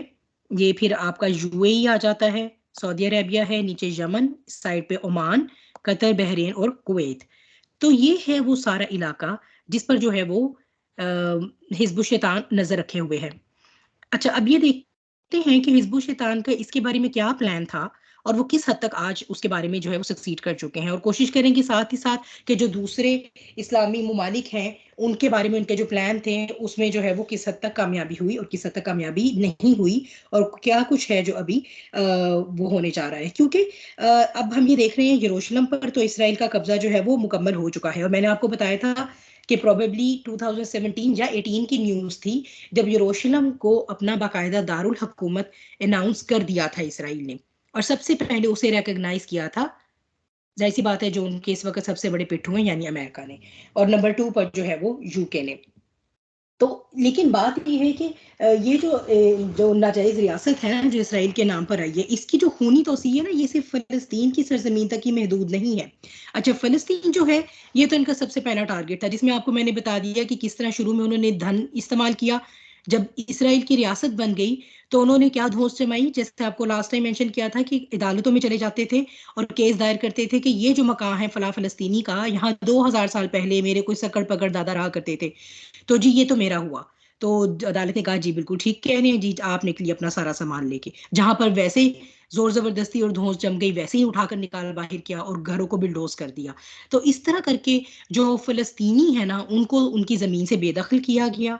फिर ये कि अब जिस तरह से मैंने आपको भी गाजा की स्ट्रिप दिखाई है, और जो वेस्ट बैंक की सूरत हाल है, और जो वहाँ पर कर्फ्यू, जो वहाँ पर इस वक्त वसाइल की और जो जो भी ज़रूरियात ज़िंदगी की वहाँ पर सूरत हाल है, बहुत मीगर, बहुत बहुत ही ज़्यादा जो है वो इस वक्त आप कह लें कि अफसोसनाक सूरत हाल है। और उसको जो है वो अब इनका ये प्लान है कि हम फ़लस्तीन में किसी भी फ़लस्तीनी को ना छोड़ें। अब देखिए मैप पर तो हमें फ़लस्तीन अब नज़र आता ही नहीं है ना, उसे कहा जाता है इसराइल, ठीक है? फ़लस्तीन को अब ये फ़लस्तीनी कहा जाता है, उसे कहा जाता है कि वहाँ पर जो अब फ़लस्तीनी रह गए हैं, वो कुछ गाज़ा स्ट्रिप में हैं और कुछ जो है वो वेस्ट बैंक में हैं। लेकिन ये जो वो कुछ भी रह गए हैं ना, सबसे पहले नंबर पर ये प्लान है कि इनकी एथनिक क्लींजिंग कर दी जाए, इनको बिल्कुल ख़त्म कर दिया जाए। ठीक है, तो इस हिसाब से जो है ना ये जो हम देखते हैं कि ये तो उनका प्लान काफी हद तक जो है वो ऑलमोस्ट आप कह लें कंप्लीट हो चुका हुआ है, क्योंकि ये जब हम जहाँ पर ये हम ऊपर गए हैं, ये हमने लॉस ऑफ लैंड की देखी है, तो इस वक्त अब ये करंटली जो है बस अब ये सिर्फ आप कहने की एक तकल्लुफ ही है यहाँ पर फलस्तीनियों के नाम पर। और अब जो है वो वहां पर बहुत हद तक जो है वो वहां से खत्म कर दिए गए हैं। कुछ जो वहां से निकल के भाग सके वो चले गए हैं, दूसरे मुल्कों में असाइलम ले लिया है, और जो बाहर वहां रह भी गए हैं उनको भी जो है वो वहां पर परसिक्यूट किया जा रहा है, और उन्हें वहां पर एक प्लान तरीके से उनको कत्ल किया जाता है। यानी जिस तरह हम देखते हैं कि जब भी कभी एग्रेशन होती है, हम हर हर साल हम रमज़ान में देखते हैं ख़ास तौर पे, या फिर इसके अलावा अगर वो कोई एक एरिया उन्होंने मार्क कर लिया है कि ये फर्दर एरिया भी हमने इनसे खाली करवाना है, तो उतने एरिया पर जो है वो बिल्डोजर लेकर पहुंच जाते हैं, लोगों को ज़बरदस्ती या तो घरों से निकालते हैं या उन्हें टाइम दे देते हैं कि आप अगले अगले 1-2 घंटों में यहाँ से निकल जाएं, या आपका घर नहीं है, आप इसे बिलोंग नहीं करते। और फिर ये कि ना सिर्फ ये कि उनको बेदखल किया जाता है, ये मेक श्योर किया जाता है दैट दे डोंट सर्वाइव, कि ये बिलाखिर इनको वैसे ही खत्म कर दिया जाए। तो ये एथनिक क्लींजिंग जो फलस्तीन की जारी है, वो तो खैर जारी सारी है ही, लेकिन ये कि जो बाकी का अरब है उसके बारे में उनका क्या प्लान था और वो प्लान किस हद तक कामयाब हुआ है। तो ये जो बाकी के अरब कंट्री हैं, इससे पहले कि हम इस पर चलें, मैं आपको आपके साथ एक हदीस शेयर करती हूँ जो सही मुस्लिम की हदीस है। ये सही मुस्लिम का जो जब किताबुल फितन का बाब शुरू ही होता है ना, तो ये एक बड़ी बड़ी स्ट्राइकिंग बात थी जब मैं ये हदीस को देख रही थी, कि जब बात शुरू हुआ है तो सबसे ऊपर ये हदीस है, नंबर 1 आपके सामने है ये। ठीक है, आप चाहें तो जिसके पास सही मुस्लिम हो वो रेफरेंस भी चेक कर सकता है, कि ये जो हदीस है ना, इसमें है कि एक दफ़ा नबी करीम सल्लल्लाहु अलैहि वसल्लम जब अपनी नींद से बेदार हुए, और आप उस वक़्त क्या फरमा रहे थे? अल्लाह के सिवा कोई सच्चा माबूद नहीं, ला इलाहा इल्लल्लाह। यहाँ पर मैंने ये अरेबिक भी आपके लिए इसलिए एडिट नहीं की, ये देखिए, ला इलाहा इल्लल्लाह वैलुल लिल अरबी मिन शर्रि कद इक़्तरब, कि अरब उस शर की वजह से हलाक हो गए जो करीब आ पहुंचा है। आज याजूज माजूज की दीवार में से इस कदर जगह खुल गई है, और जो साहबी ये बता रहे थे उन्होंने अपने हाथ से 10 का इशारा बनाया। तो ये जब वो बयान फरमा रहे थे तो हज़रत ज़ैनब बिनते जहाश रज़ी अल्लाह ताला अन्हा जो हैं उनके हुजरे में गालिबन थे, तो उन्होंने आगे से पूछा कि मैंने अर्ज की कि हम में जब नेक लोग मौजूद होंगे फिर भी हम हलाक हो जाएंगे। तो आप सल्लल्लाहु अलैहि वसल्लम ने फरमाया कि हाँ, जब शर और गंदगी ज्यादा हो जाएगी। तो ये जो है वो खास तौर पर तो एक अरब के लिए जो है वो सबसे पहले, और इसके बारे में जो है वो मरहूमा मकफूर जो डॉक्टर इसरार हैं, वो ये कहा करते थे क्योंकि अरब की जिम्मेदारी सबसे ज्यादा थी। ये वो खिता था जहां पर अल्लाह सुब्हानहू व तआला ने आखिरी नबी भेजे और आखिरी किताब नाजिल की और इनकी जुबान में नाजिल की। और कुरान में ये 2 मकामात पर तो खैर मैंने खुद पढ़ा है, शायद ज़्यादा मकामात पर भी हो, कि हमने कुरान को तुम्हारी ज़ुबान में नाजिल किया। हमने कुरान को अरबी ज़ुबान में नाजिल किया ताकि ये तुम्हारे लिए आसान हो समझने के लिए। लेकिन इसी कौम का ये हाल है कि वो बेहाल है, कि वो किसी तरह ज़ायनिस्ट के गले मिले, वो उनके पैरों में पड़े हुए हैं कि किसी तरह ये उठाकर हमें अपने गले से लगा लें। ये हमें तमगे देंगे तो फिर हमारा जो है वो दुनिया में कोई स्टेटस डिफाइन होगा। उनकी इन हरकतों की वजह से जो है वो ये नबी करीम सल्लल्लाहु अलैहि वसल्लम ने उनके लिए, आप देखिए कि कितनी उस वक्त ही आज से 1400 साल पहले ही जो है वो ये पेशन गोई हो चुकी है कि अरब उस शर की वजह से हलाक हो गए। यानी आप ये देखिए कि उन्होंने नबी करीम सल्लल्लाहु अलैहि वसल्लम को, चूंकि अल्लाह सुब्हानहू व तआला ने टाइम ट्रेवल करवाया हुआ है ना, आप मेराज पर तशरीफ ले गए तो वो भी टाइम ट्रेवल था, आप देख कर आए कौन कौन है जन्नत में जहन्नुम में। हालांकि अभी तो हम जानते हैं कि क़यामत कायम होनी है, इसी तरह आपको वो दिखा दिया गया कि ये उनकी हलाकत दिखा दी गई अरब की। और आप ये देखिए कि अरब की हलाकत को जो है वो नबी करीम सल्लल्लाहु अलैहि वसल्लम ने याजूज माजूज के जो दीवार में सुराख होने से जो है ना उससे उसके साथ टाइमलाइन उसकी वो की है। अगर आप एंड ऑफ टाइम्स पर जो है वो डिफरेंट स्कॉलर्स को पढ़ते हैं सूरह कहफ को लेकर, जहाँ पर जुल्करनैन का किस्सा आता है, तो याजूज माजूज की तफसीर में हमने इस बात को तब भी जब हम कर रहे थे सूरह कहफ की तफसीर, हमने इसको डिटेल में देखा था, और उसमें जो है वो ये बात मैंने आपको तब भी बताई थी। एक तो ये है कि अहादीस हो गई या कुरान हो गई, एक होती है उनकी लफ्ज ब लफ्ज तशरीह, और एक होती है उनकी बामायनी, ठीक है, यानी कि सिंबॉलिक हो गई, और एक हो गई उनकी जो है वो मानवी अंदाज में हो गई। यानी अगर ये कहा जाता है कि दज्जाल ने आना है या याजूज माजूज का फितना आना है, तो इसका मतलब है ये फितने आएंगे, यानी दज्जाल एक शख्स के तौर पर भी आएगा, याजूज माजूज एक कौम के तौर पर भी खुरूज होगा। लेकिन फिर एक होती है उसकी मानवी तशरीह। तो वो जो मानवी तशरीह है ना, उसमें जैसे हम कहते हैं कि दज्जाल है, तो दज्जाल से पहले दज्जाल का सिस्टम है, दज्जालियत है। आज अभी फिलहाल तो हमारे पास दज्जाल नामी कोई शख्स तो नहीं है, लेकिन अगर हम मानवी अंदाज में देखें तो दज्जाल आ ही चुका हुआ है। जो एक यक चश्मी तहजीब है वो ही तो राइज है इस वक्त पूरी दुनिया में। पूरी दुनिया जो इस वक्त एक गॉडलेस ट्रेंड की तरफ जा रही है, जा चुकी है बहुत हद तक। तो इसी तरह याजूज माजूज की जो मानवी तफसीर की गई है, उसमें जो है वो ये कहा गया है कि ये जो जैसे मैंने आपको पहले भी बताया था ना कि अश्कनज़ई यहूद जो है, अच्छा चलिए थोड़ा सा मुझे थोड़ा और पीछे जाना पड़ेगा। हज़रत नूह अलैहिस्सलाम के 3 बेटे थे, हाम, साम और याफिस। ये जो याजूज माजूज है याफिस की नस्ल से हैं, और ये वो थे जो आप कॉकेशियन सिलसिला है ना, जो टर्की से जो और मजीद आप नॉर्थ की तरफ जाते हैं, तो टर्की को जो ऊपर चाइना रशिया की तरफ जो चीज़ कनेक्ट करती है, जो चीज़ सेपरेट करती है, वो कॉकेशियन माउंटेन्स हैं। तो जो हज़रत याफिस की नस्ल थी वो कॉकेशियन माउंटेन को पार करके ऊपर की तरफ चली गई है। तो इसीलिए जो है वो ये कहा जाता है कि ये यानी यूरोप की तरफ चले गए मगरिब में, और मशरिक में जो है वो रशिया और चाइना की तरफ चले गए। तो ये जो नस्लें हैं ना यहाँ से जो निकलते हैं ना, या ये जो भी फितने लेकर आते हैं ना, तो इसमें जो है वो मैंने मौलाना मनाजिर हसन गिलानी का नाम आपको पहले भी बताया था, जिन्होंने इसकी तफसीर इस तरह से की थी कि बेसिकली उनके जो लाए हुए ये जो उनके जो मुसल्लत किए हुए कॉलोनियल सिस्टम थे, और ये जो जंगें हैं ना दुनिया के ऊपर, ये सारी की सारी जो है ये बेसिकली वही याजूज माजूज के हमलों को ही उन्होंने उससे तशबीह दी है। क्योंकि याजूज माजूज के बारे में जब जुल्करनैन वहां जाते हैं, तो जो वहां कौम थी जो इतनी आइसोलेटेड थी सिविलाइजेशन से कि कोई जुबान नहीं समझती थी, तो उस कौम ने क्या कहा था कि ये आते हैं और ये ओप्रेस करते हैं हमें, और हमारी फसलें भी, और यानी हमारा सब कुछ तबाह करके और फिर चले जाते हैं लूट मार करके। तो इसी को जो है वो आज अगर आप जो इमरान हुसैन है, शेख इमरान हुसैन, जो आज के काफ़ी वेल रिनाउंड स्केटोलॉजिस्ट हैं, जो यानी आखिर ज़मा की तशरीह करते हैं, डॉट से डॉट मिलाकर, कभी हदीस से कभी कुरान से रेफरेंस लेके। तो उनका भी यही ख्याल है कि याजूज माजूज ये जो यूरोपियन अकवाम है, और उधर से जो रशिया है, ये सारे जो है ना, यानी ये जो वही बात आ गई कि जब आप इनको कंबाइन करते हैं तो ये वाइट एंग्लो सैक्सन प्रोटेस्टेंट ही बन जाते हैं। ये वही नस्ल है जिसे आप अश्कनज़ई यहूद कह लें, यूरोपियन कह लें। ये इनकी कुछ नस्लें जो मंगोल की शक्लों में जो है वो चली गई हैं चाइना और रशिया की तरफ। तो ये सारे जो हैं इनके हाथों जब भी दुनिया के ऊपर जो है वो कोई भी आप जियो पोलिटिकल स्ट्रेन देखते हैं जो आता है ना, तो उसे यही कहा जाता है कि ये याजूज माजूज का हमला हुआ है। क्योंकि याजूज माजूज की जो वैसे भी एक डायरेक्शन है, मुफस्सरीन जो कहते हैं जुल्करनैन ने कि उन्होंने इसी डायरेक्शन को सफर किया, जिस डायरेक्शन में कॉकेशियन माउंटेन से ऊपर का जो इलाका है ना, नॉर्थ पोल की तरफ जाता है, तो इसी साइड पर उन्होंने सफर किया, अल्लाह आलम बिसवाब। लेकिन ये एक बहुत स्ट्राइकिंग कोरिलेशन थी जो मैंने चाहा कि आपके साथ जो है वो, चूंकि हमारा टॉपिक बैंड ऑफ टाइम्स का है, और तो ये फितनों के बाब में जो है इस चीज़ को आपके साथ डेफिनेटली शेयर किया जाए। तो इसका यही मतलब है कि जब खिलाफत का खात्मा हुआ है, तो ये याजूज माजूज ही हुए ना। फिर ये सारे जो थे ये जायनिस्ट ही तो हैं, जायनिस्ट सारे अश्कनज़ई यहूद ही तो हैं, है ना। तो ये इन सब ने ही जो मिलकर जब खिलाफत को खत्म किया है, तो जो खिलाफत जब खत्म हुई, लेकिन आप ये देखिए कि उसमें अपनी हमारी क्या हरकत थी।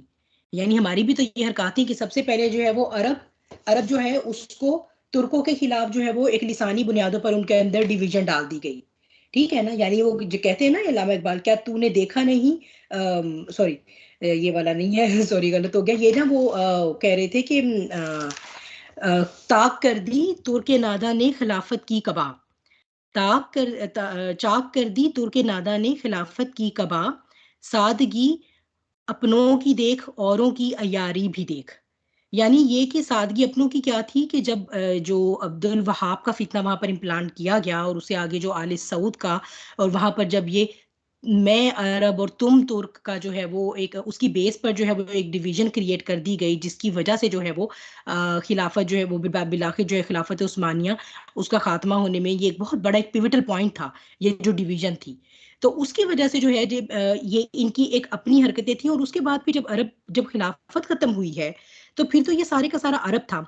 अरब को किन बेसिस पर जो है वो डिवाइड किया गया है? ये जो अब आप ये तो नहीं कह सकते कि अरब जो अब सबसे पहली और क्या डिवीजन क्रिएट कर दी गई कि अरब और ईरान की। ठीक है, यानी ईरान क्या है वो अजम है, या अब अगर आप और जो है वो चले जाते हैं बरे सगीर की तरफ, या फिर आप मजीद और मशरिक की तरफ जाते हैं तो इंडोनेशिया मलेशिया आते हैं, तो अब ये सब जो है वो इंफीरियर मुसलमान हो गए, ये सब जो है वो अब अजम है। एक ये डिवीजन क्रिएट की गई। लेकिन अब प्रॉब्लम ये आ रही थी कि अरब जो है इसको किन बुनियादों पर जो है वो, मैंने आपको जैसे पहले भी कहा बताया है कि सुपर पावर्स के जो है वो इंटरेस्ट इन्वेस्टेड होते हैं। तो सुपर पावर्स जो है वो किसी ना किसी एक साइड को जो है वो सपोर्ट कर रही होती हैं। तो अब जो एक सबसे बड़ा एक पॉइंट था अरबों को आपस में डिवाइड एंड रूल करने के लिए, वो था शिया और सुन्नी का जो की बेसिस पर जो डिवीजन थी। तो ये जो हमारी अपनी ही हरकतें हैं कि हम हमेशा जो है वो इस डिवाइड एंड रूल पॉलिसी की दजालियत का शिकार होकर अपनों ही के खिलाफ जो है वो हमने एक डिस्कॉर्ड क्रिएट किया है, अपनों के ही खिलाफ हमेशा हथियार उठाए हैं। और फिर ये कि जैसे आपको पहले भी बताया कि डॉक्टर इसरार का भी यही एनालिसिस था, क्योंकि अरब की सबसे बड़ी जिम्मेदारी थी कि वो कुरान के मैसेज को पूरी दुनिया में लेकर निकलते और उसे इम्प्लीमेंट करते। इंस्टेड क्या हुआ कि वो निकले तो हैं, उन्होंने फतुहात तो की, लेकिन वो फतुहात सारी की सारी जो है वो बादशाहत की शक्ल में चली गई। यानी वही सिस्टम, वही एक द वेरी पॉलिटिकल सिस्टम जिसको इस्लाम ठीक करने के लिए आया था और उसकी जगह खिलाफत को इम्प्लीमेंट किया था, तो ये वही लोग थे जिन्होंने जो है वो उसी खिलाफत को फिर मलूकियत में बदल दिया, जिसकी वजह से जो है वो अरब जो है वो अपने इस शर की वजह से हलाकत के करीब है। और अब हम यही देख रहे हैं कि जो पूरा मिडल ईस्ट है वो ऑलरेडी उनकी मुट्ठी में है। और इसमें एक और भी बड़ी इंपॉर्टेंट बात है इस हदीस में नोटिस करने वाली, कि ऐसा नहीं होगा कि नेक लोग या नेकी बिल्कुल खत्म हो जाएगी, लेकिन फिर वही बात है कि गंदगी और शर क्यों फैलेगा। और इसमें वही जैसे हम एक और भी हदीस है ना जिसमें ये कि जब तुम नहीं अनिल मुनक अमर बिल मारूफ और नहीं अनिल मुनकिर का फरीजा अंजाम देना छोड़ दोगे, तो फिर जो है वो ये तुम पर जो है वो दूसरी अक़वाम मुसल्लत हो जाएंगी। तो बात ये है कि जो नेक लोग हैं क्या वो अपना फर्ज अदा कर रहे हैं? तो ये एक बहुत इंपॉर्टेंट बात है कि हमने सिर्फ खुद को ठीक नहीं करना, हमने ये जो सब गलत हो रहा है हमने उसके बारे में अवेयरनेस भी फैलानी है। और जिस चीज़ कैपेसिटी में भी हम अमर बिल मारूफ और नहीं अनिल मुनकिर को प्रैक्टिस कर सकते हैं, उसे करना हमारा फ़र्ज़ है, वो हमें करना है अगर हम चाहते हैं कि हम उस कैटेगरी में शामिल ना हों जो अज़ाब का हिस्सा बने। एनीवेज, अब वापिस आते हैं ज़ायनिस्ट का जो प्लान है मिडल ईस्ट के बारे में, ऑडिड जीनॉन प्लान।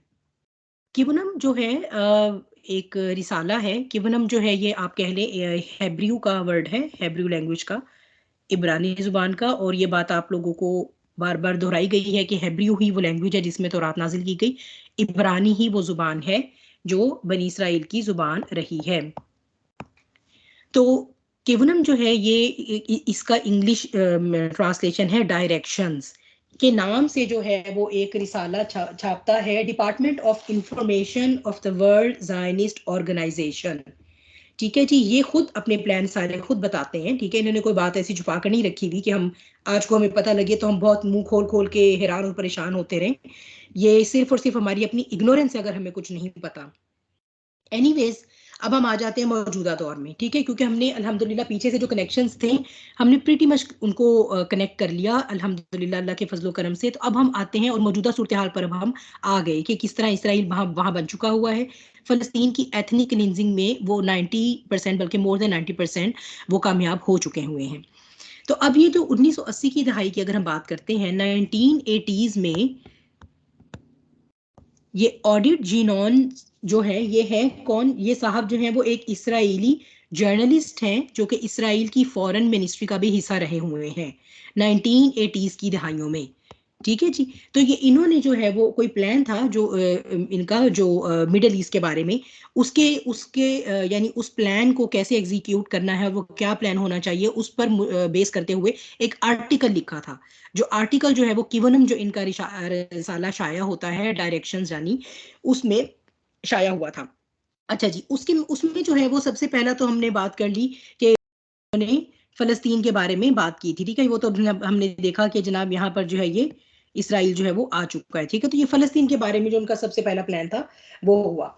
अच्छा, सबसे पहली बात ये कि ये जो प्लान था इसके कौन से मेन पॉइंट्स हैं? 2 मेन पॉइंट थे।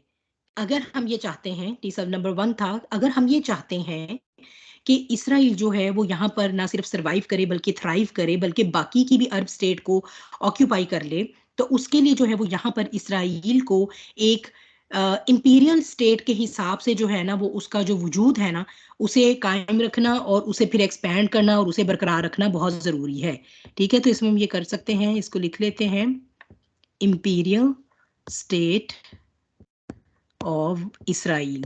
तो सबसे पहला इनका ये हदफ था, यानी ये पहला मेन पॉइंट था। दूसरा पॉइंट ये था, अगर हम ये अचीव करना चाहते हैं कि इसराइल यहाँ की थानेदार रियासत बन जाए, इन अदर वर्ड्स, ठीक है, इंपीरियल स्टेट को आप कहें थानेदार रियासत, कि अगर इसराइल इस इलाके की थानेदार रियासत बनना चाहती है तो उसके लिए क्या करना पड़ेगा कि अरब को कौमियत की बिना पर जो कि एक है, इसे छोटी छोटी रियासतों में डिवाइड कर दिया जाए। हालांकि जब हमने देखा है कि 1922 में खिलाफत उस्मानिया का खात्मा हुआ है तो ये ऑलरेडी इसको, जो जितनी भी खिलाफत उस्मानिया के अंडर आते थे हिस्से, जिसमें मिडल ईस्ट भी था, तो उसमें ऑलरेडी उन्होंने डिवीजन तो कर दी थी, लेकिन उन डिवीजन्स को एक अरसे तक जो है वो ब्रिटिश और फ्रांस अपनी अपनी कॉलोनीज को जो है वो उन्होंने इंडिपेंडेंट नहीं किया था। यानी ऐलान हो गया था, जैसे कि ऐलान हो गया था कि इसराइली आकर आबाद हो सकते हैं, यहूदी आकर आबाद हो सकते, लेकिन एक रियासत नहीं बनी थी। इस तरह ऐलान हो चुका हुआ था पहली जंग अजीम के खात्मे के बाद कि भाई सारे जो मुल्क है ना इन्हें आज़ाद मुल्क बना दिया जाएगा। लेकिन ये कि वो आज़ाद ममालिक, उनका ये ख्याल था, यानी फ्रांस और ब्रिटिश कॉलोनीज जो उन्होंने अपनी बनाई थी यहाँ पर मिडल ईस्ट में, उनका ये ख्याल था कि अभी ये अपना आप संभालने के काबिल नहीं है। उसका क्या मतलब होता है? इसका ये मतलब होता है कि हम यहाँ से जाने तो वाले हैं, लेकिन हम यहाँ पर एक इस तरह का माइंडसेट और कल्चर और सिस्टम डिप्यूट करके जाएंगे कि ये हमारी कॉलोनीज ही रहेंगी। नाम सिर्फ ये होगा कि जी ये कुवैत है, ये एक सुवेरियन मुल्क है, एक कतर है, ये एक आज़ाद रियासत है, ये यूएई है, ये सऊदी अरेबिया है, ये सीरिया है, लेकिन होगा क्या कि ये हमारी ही कॉलोनीज के तौर पर बिहेव करेंगी।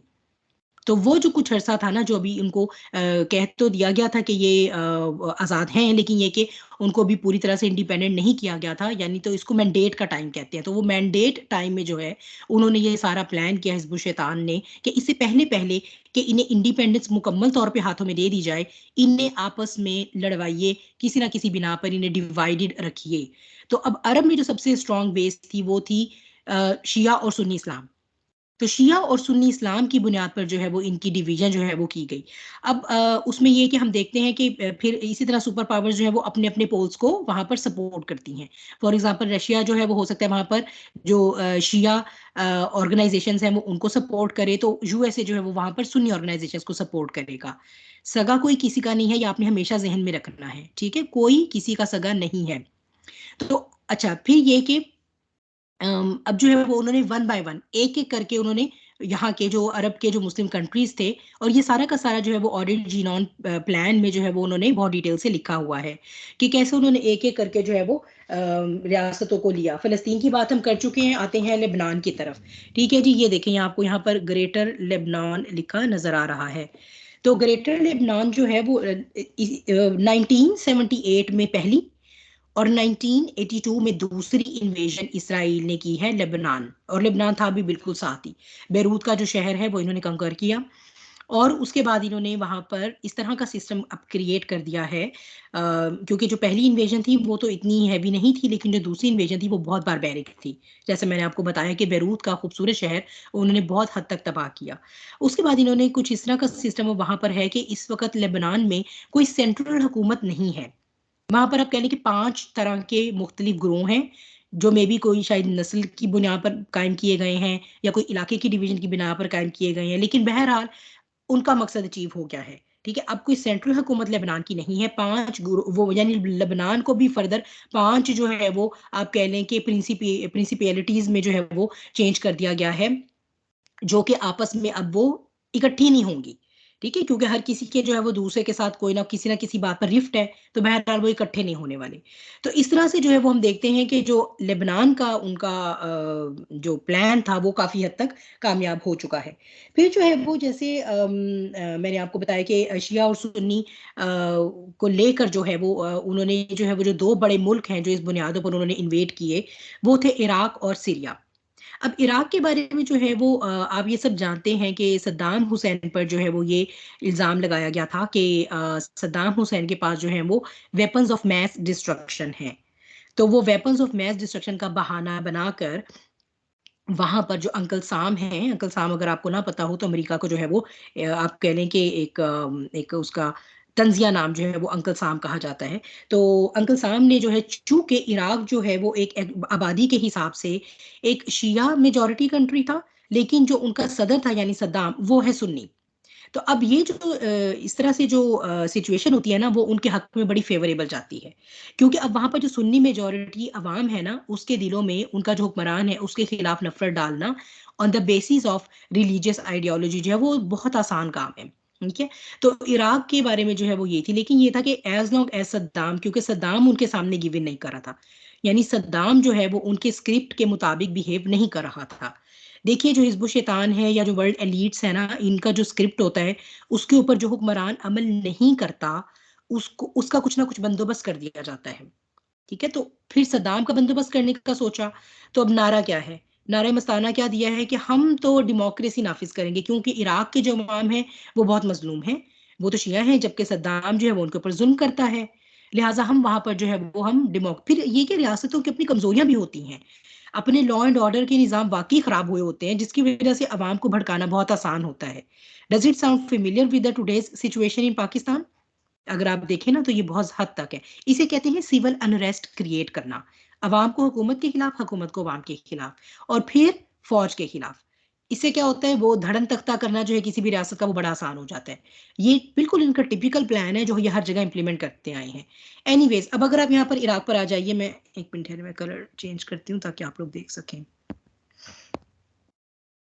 येलो पे कर लेते हैं। ये देखिए जी, इराक के बारे में इनका ये प्लान है कि इराक को एक तरफ हम सुन्नी इराक, ठीक है जी, फिर जो है ये अरब शिया स्टेट, यानी ये जो है ये वाला, ये हो जाएगा अरब इराक, और ये जो इसका ऊपर का हिस्सा है ना, ये जो है इसको हम कुर्दिस्तान बना दें। तो ये जो सुन्नी इराक हो गया, ठीक है, और ये जो है वो अरब शिया स्टेट हो गई, और ये जो है वो कुर्दिस्तान है। तो इसीलिए जो है वो जब जंग छेड़ी जाती है और बहुत बड़े पैमाने पर सिविलियंस को मारा जाता है, वो होता इसलिए है कि ताकि वहां से उन सिविलियंस को मजबूर किया जाए कि वो वहां से डिस्प्लेस होकर दूसरे इलाके में आ जाए।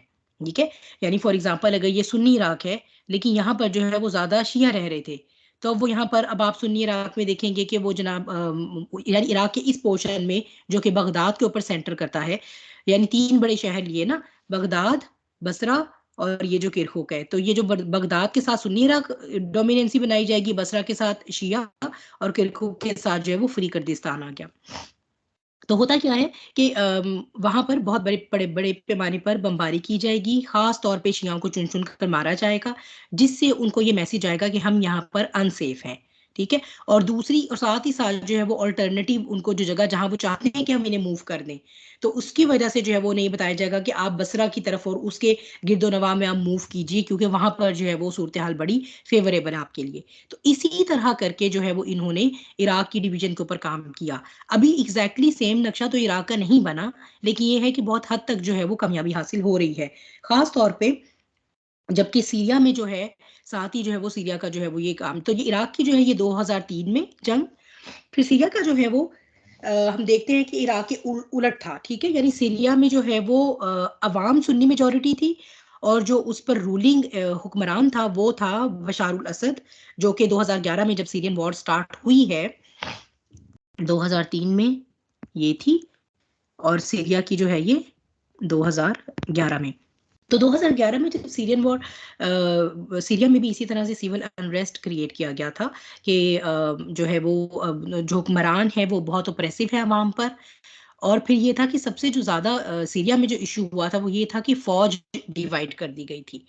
फौज जो है वो बहुत सी फौज जो थी वो उन्होंने इनकार कर दिया था अपने जो है आप कह लें कि फौज के जो जर्नल से या जो भी उनका जो है वो हाईएस्ट रैंक है उनको फॉलो करने से, और उन्होंने ज्वाइन कर लिया था आज़ादी पसंद जो तंजीमें हैं, यानी जो सुन्नी मेजॉरिटी जो अवाम है उसे बिलोंग करती हैं, उन तंजीमों को ज्वाइन कर लिया था। एट द सेम टाइम जो है वो वहीं जो बशारुल असद है उसको सपोर्ट कर रहा था रशिया, और उसको सपोर्ट कर रहा था ईरान, क्योंकि वो शिया है। और इस तरह से जो है वो वहाँ पर एक सिविल अनरेस्ट क्रिएट किया गया। और जब ये सिविल अनरेस्ट होता है तो फिर यूएन की फौजें उतरती हैं, ये कह के कि हम आपके बहुत हमदर्द हैं, हम तो यहाँ पर जंग बंदी करवाएंगे, हम तो यहाँ पर पीस ट्रीटी करवाएंगे, हम तो आपको यहाँ पर जो है वो जंग के हालात में जो है वो आपकी मदद करेंगे। तो ये एक और दजालियत है जिसका हम सब शिकार हैं कि यूएन जो है वो दुनिया में अमन के किसी क़याम के मंसूबे पर अमल पैरा है, या वो वाकई ये चाहती है कि दुनिया में जो है वो अमन का क़याम हो। तो बहरहाल सीरिया का जो हाल है वो आपके मेरे सबके सामने है, कोई बहुत पहले की बात नहीं है कि सीरिया जो है वो ये जब हमने केमिकल वेपन्स का इस्तेमाल देखा है गौता में और हलब में और इदलिब, ये 3 बड़े शहर हैं सीरिया के। बल्कि सीरियन बाल्कनाइजेशन, चले while I am talking to you, मैं कोशिश करती हूँ कि मुझे वो वाला मैप भी मिल जाए तो मैं आपको दिखा ही दूँ कि उन्होंने सीरिया को किस तरह से डिवाइड करने का प्लान बनाया हुआ था। तो सीरियन जो जंग थी उसमें भी जो है वो इसी तरह से सिविल अनरेस्ट जो है वो क्रिएट किया गया। और उसकी जो डिवीजन है मैं आपको दिखाती हूँ, अगर वो मुझे मिल जाती है तो मैं आपको वो डिवीजन भी दिखा देती हूँ। और अच्छा, उसके अलावा जो है वो जो दूसरे कंट्रीज हैं हमारे पास, जैसे इजिप्ट है, तहरीक से इस पे चलते हैं। ठीक है, यहाँ पर आ जाइए। पहले मैं आपको बाद में दिखा देती हूँ सीरिया का कि उन्होंने किस तरह से उसको 3 रीजन्स में डिवाइड करने का सोचा है। यहाँ पर हम देख लेते हैं कि इजिप्ट है। अब हम इजिप्ट की बात लेते हैं। तो इजिप्ट का मैंने आपको बताया था कि जो 1967 की अरब इसराइल जंग हुई थी, तो उसके बाद इजिप्ट ने अमन मुआहदे में जो सहराए सीना था वो इनसे वापस ले लिया था, जिसकी वजह से इजिप्ट की चूंकि आर्मी भी स्ट्रांग है और ये इलाका भी बड़ा है, और इजिप्ट का एज सच जो है वो बाकी जो है वो मिडल ईस्ट के किसी और कंट्री के साथ जो क्लैश है ना, उसे उस तरह से लीड करना या उसे क्रिएट करना जो है वो एक मुश्किल अमर था। इसलिए इजिप्ट में उन्होंने क्या कहा कि इधर से रिजीम चेंज कर दिया जाए। तो इजिप्ट में जो पॉलिसी अपनाई गई थी वो थी रिजीम चेंज की। तो फिर जो है वो जिस सदर साहब ने जो है वो पीस ट्रीटी साइन की थी उनको भी कत्ल करवा दिया गया। बल्कि सो मच सो जो उनके उस वक्त का इसराइली प्रोबेबली फॉरेन मिनिस्ट्री का मेंबर था, या हाँ, क्योंकि इनका वजीर आजम तो खैर कोई नहीं मरवाया गया, उनका कोई बहुत अहम रुकन था उनकी ब्यूरोक्रेसी का, जिसको भी मरवा दिया गया, और वो बंदा था जो एक्चुअली इस पीस ट्रीटी का रुकन बना था। तो यानी ये इतने ज्यादा अपने मुफादात से मोहब्बत करने वाले हैं कि अगर इनका कोई अपना बंदा भी किसी इस तरह के प्रोजेक्ट पे काम करना शुरू कर दे जो इनके मुफादात के खिलाफ हो, तो ये उसे भी मरवा देते हैं। तो इस वजह से जो है ये उसमें जो है वो जब जैसे वो सादात थे मेरे ख्याल है, या हुस्नी मुबारक थे। एनीवेज उसके बाद लेकिन हुआ क्या कि जो इजिप्ट है ना उसका सियासी मंजरनामा बदल गया मुर्सी के आने से। अब जब मुर्सी आए हैं तो ये हम जानते हैं, ये तो कोई बहुत पहले की बात नहीं है, अभी चंद सालों पहले की ही बात है। तो जब मुर्सी आए हैं तो उन्होंने आकर वही बात है कि ख़त्म नबूवत पर और फिर इस्लाम के हक में, तो अब ये जो है वो एक बहुत अलार्मिंग सिग्नल था जायनिस्ट के लिए कि ये तो एक बड़ा प्रॉब्लम हो जाएगा, क्योंकि ये हमें भी रिकॉग्नाइज नहीं करेंगे, और फिर ये कि अगर कहीं अगर इस्लाम नाफिज होने की बात होना शुरू हो जाए तो फिर तो वो इनके लिए बहुत बड़ा रेड सिग्नल है ना, बहुत बड़ा रेड फ्लैग है। तो बहरहाल अब ये था कि हुस्नी को जो है वो रास्ते से हटाना है। तो ये जो रिजीम चेंज है बहुत रिसेंटली हुआ है, मुझे अभी याद नहीं आ रहा ईयर कि 2017 की बात है या कब की, जब सीसी आया है, आप लोग खुद भी चेक कर सकते हैं।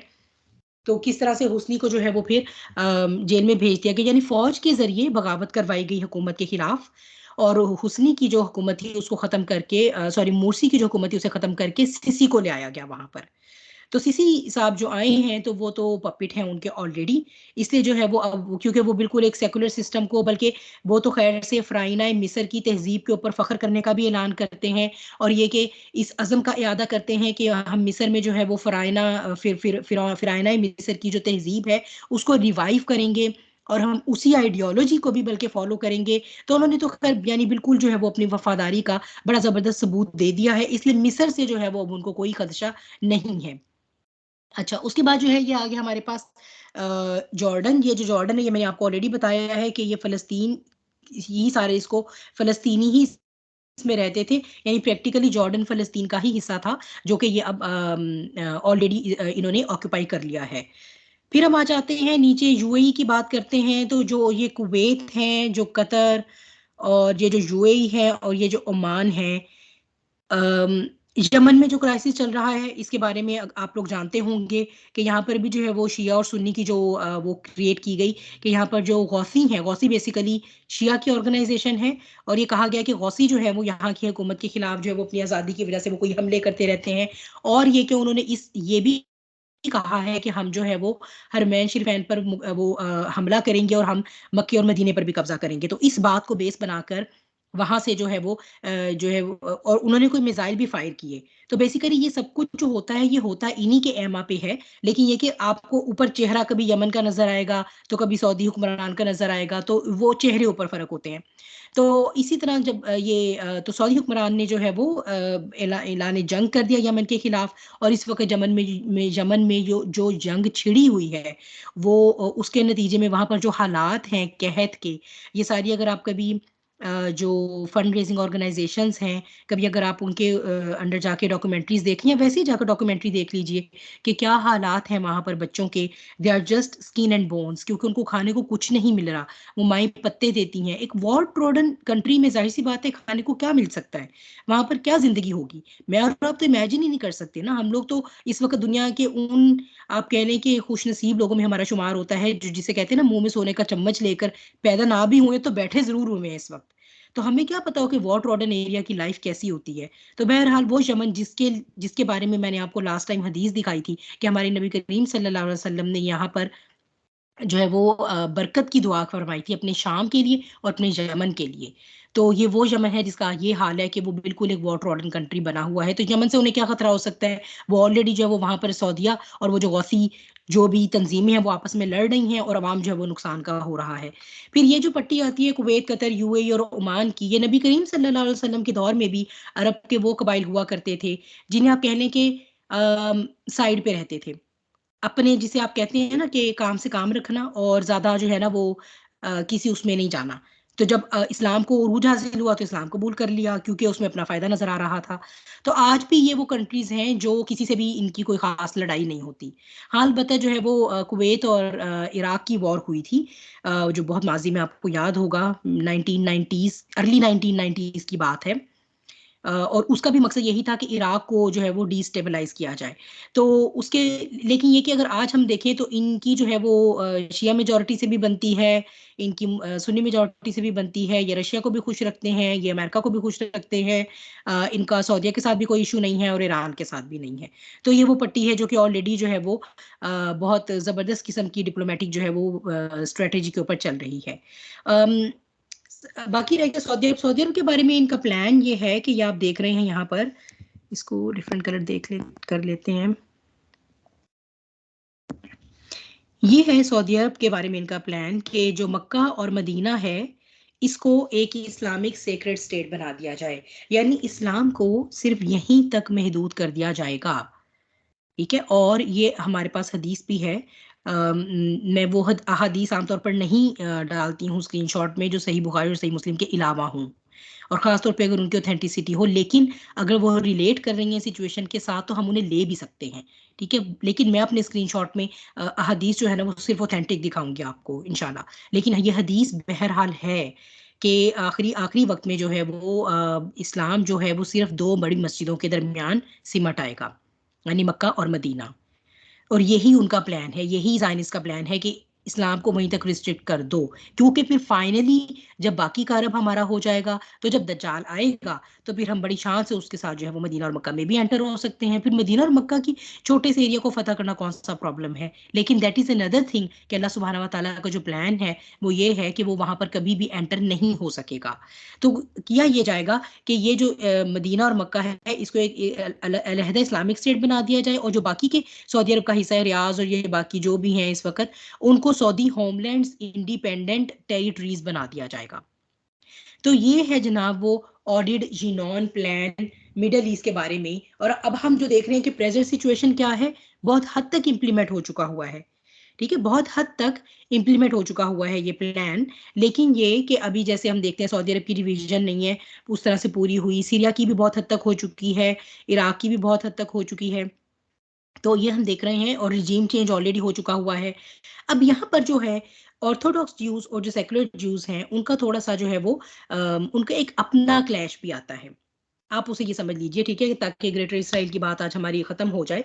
तो अब ये है कि जो ये सेकुलर ज्यूज थे जिन्होंने जो जायनिस्ट तहरीक के मतलब बानी है और जो इसको जिन्होंने इसको बनाया है और इसको वो लेकर चल रहे हैं, असल में तो इनका मकसद ये है, इन्होंने जो सेंटीमेंट थे ना ऑर्थोडॉक्स ज्यूज के, जो मजहबी सेंटीमेंट थे उनको यूज किया।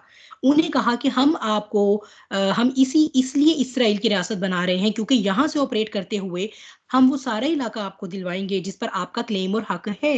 यानी जिसे जो है वो आप कहते हैं ना कि आपकी जो वो जो बुक ऑफ एक्सोडस है कि जेनेसिस थी जो मैंने आपको दिखाया था, उनकी होली बुक है, तो रात का जो वर्जन है उनका अब नया, तो उसमें उन्होंने कहा ना कि जो उनकी प्रॉमिस्ड लैंड है, जो आपको वादा की गई है कि ये जमीन तो आप ही की आप ही को मिलेगी, तो हम वो दिलवाएंगे। इसको बेस करते हुए उन्होंने इसराइल बनाया। लेकिन ये कि ऑर्थोडॉक्स ज्यूज ये देख रहे हैं कि ये सारा का सारा जो टोला है ये खुद तो सेकुलर है।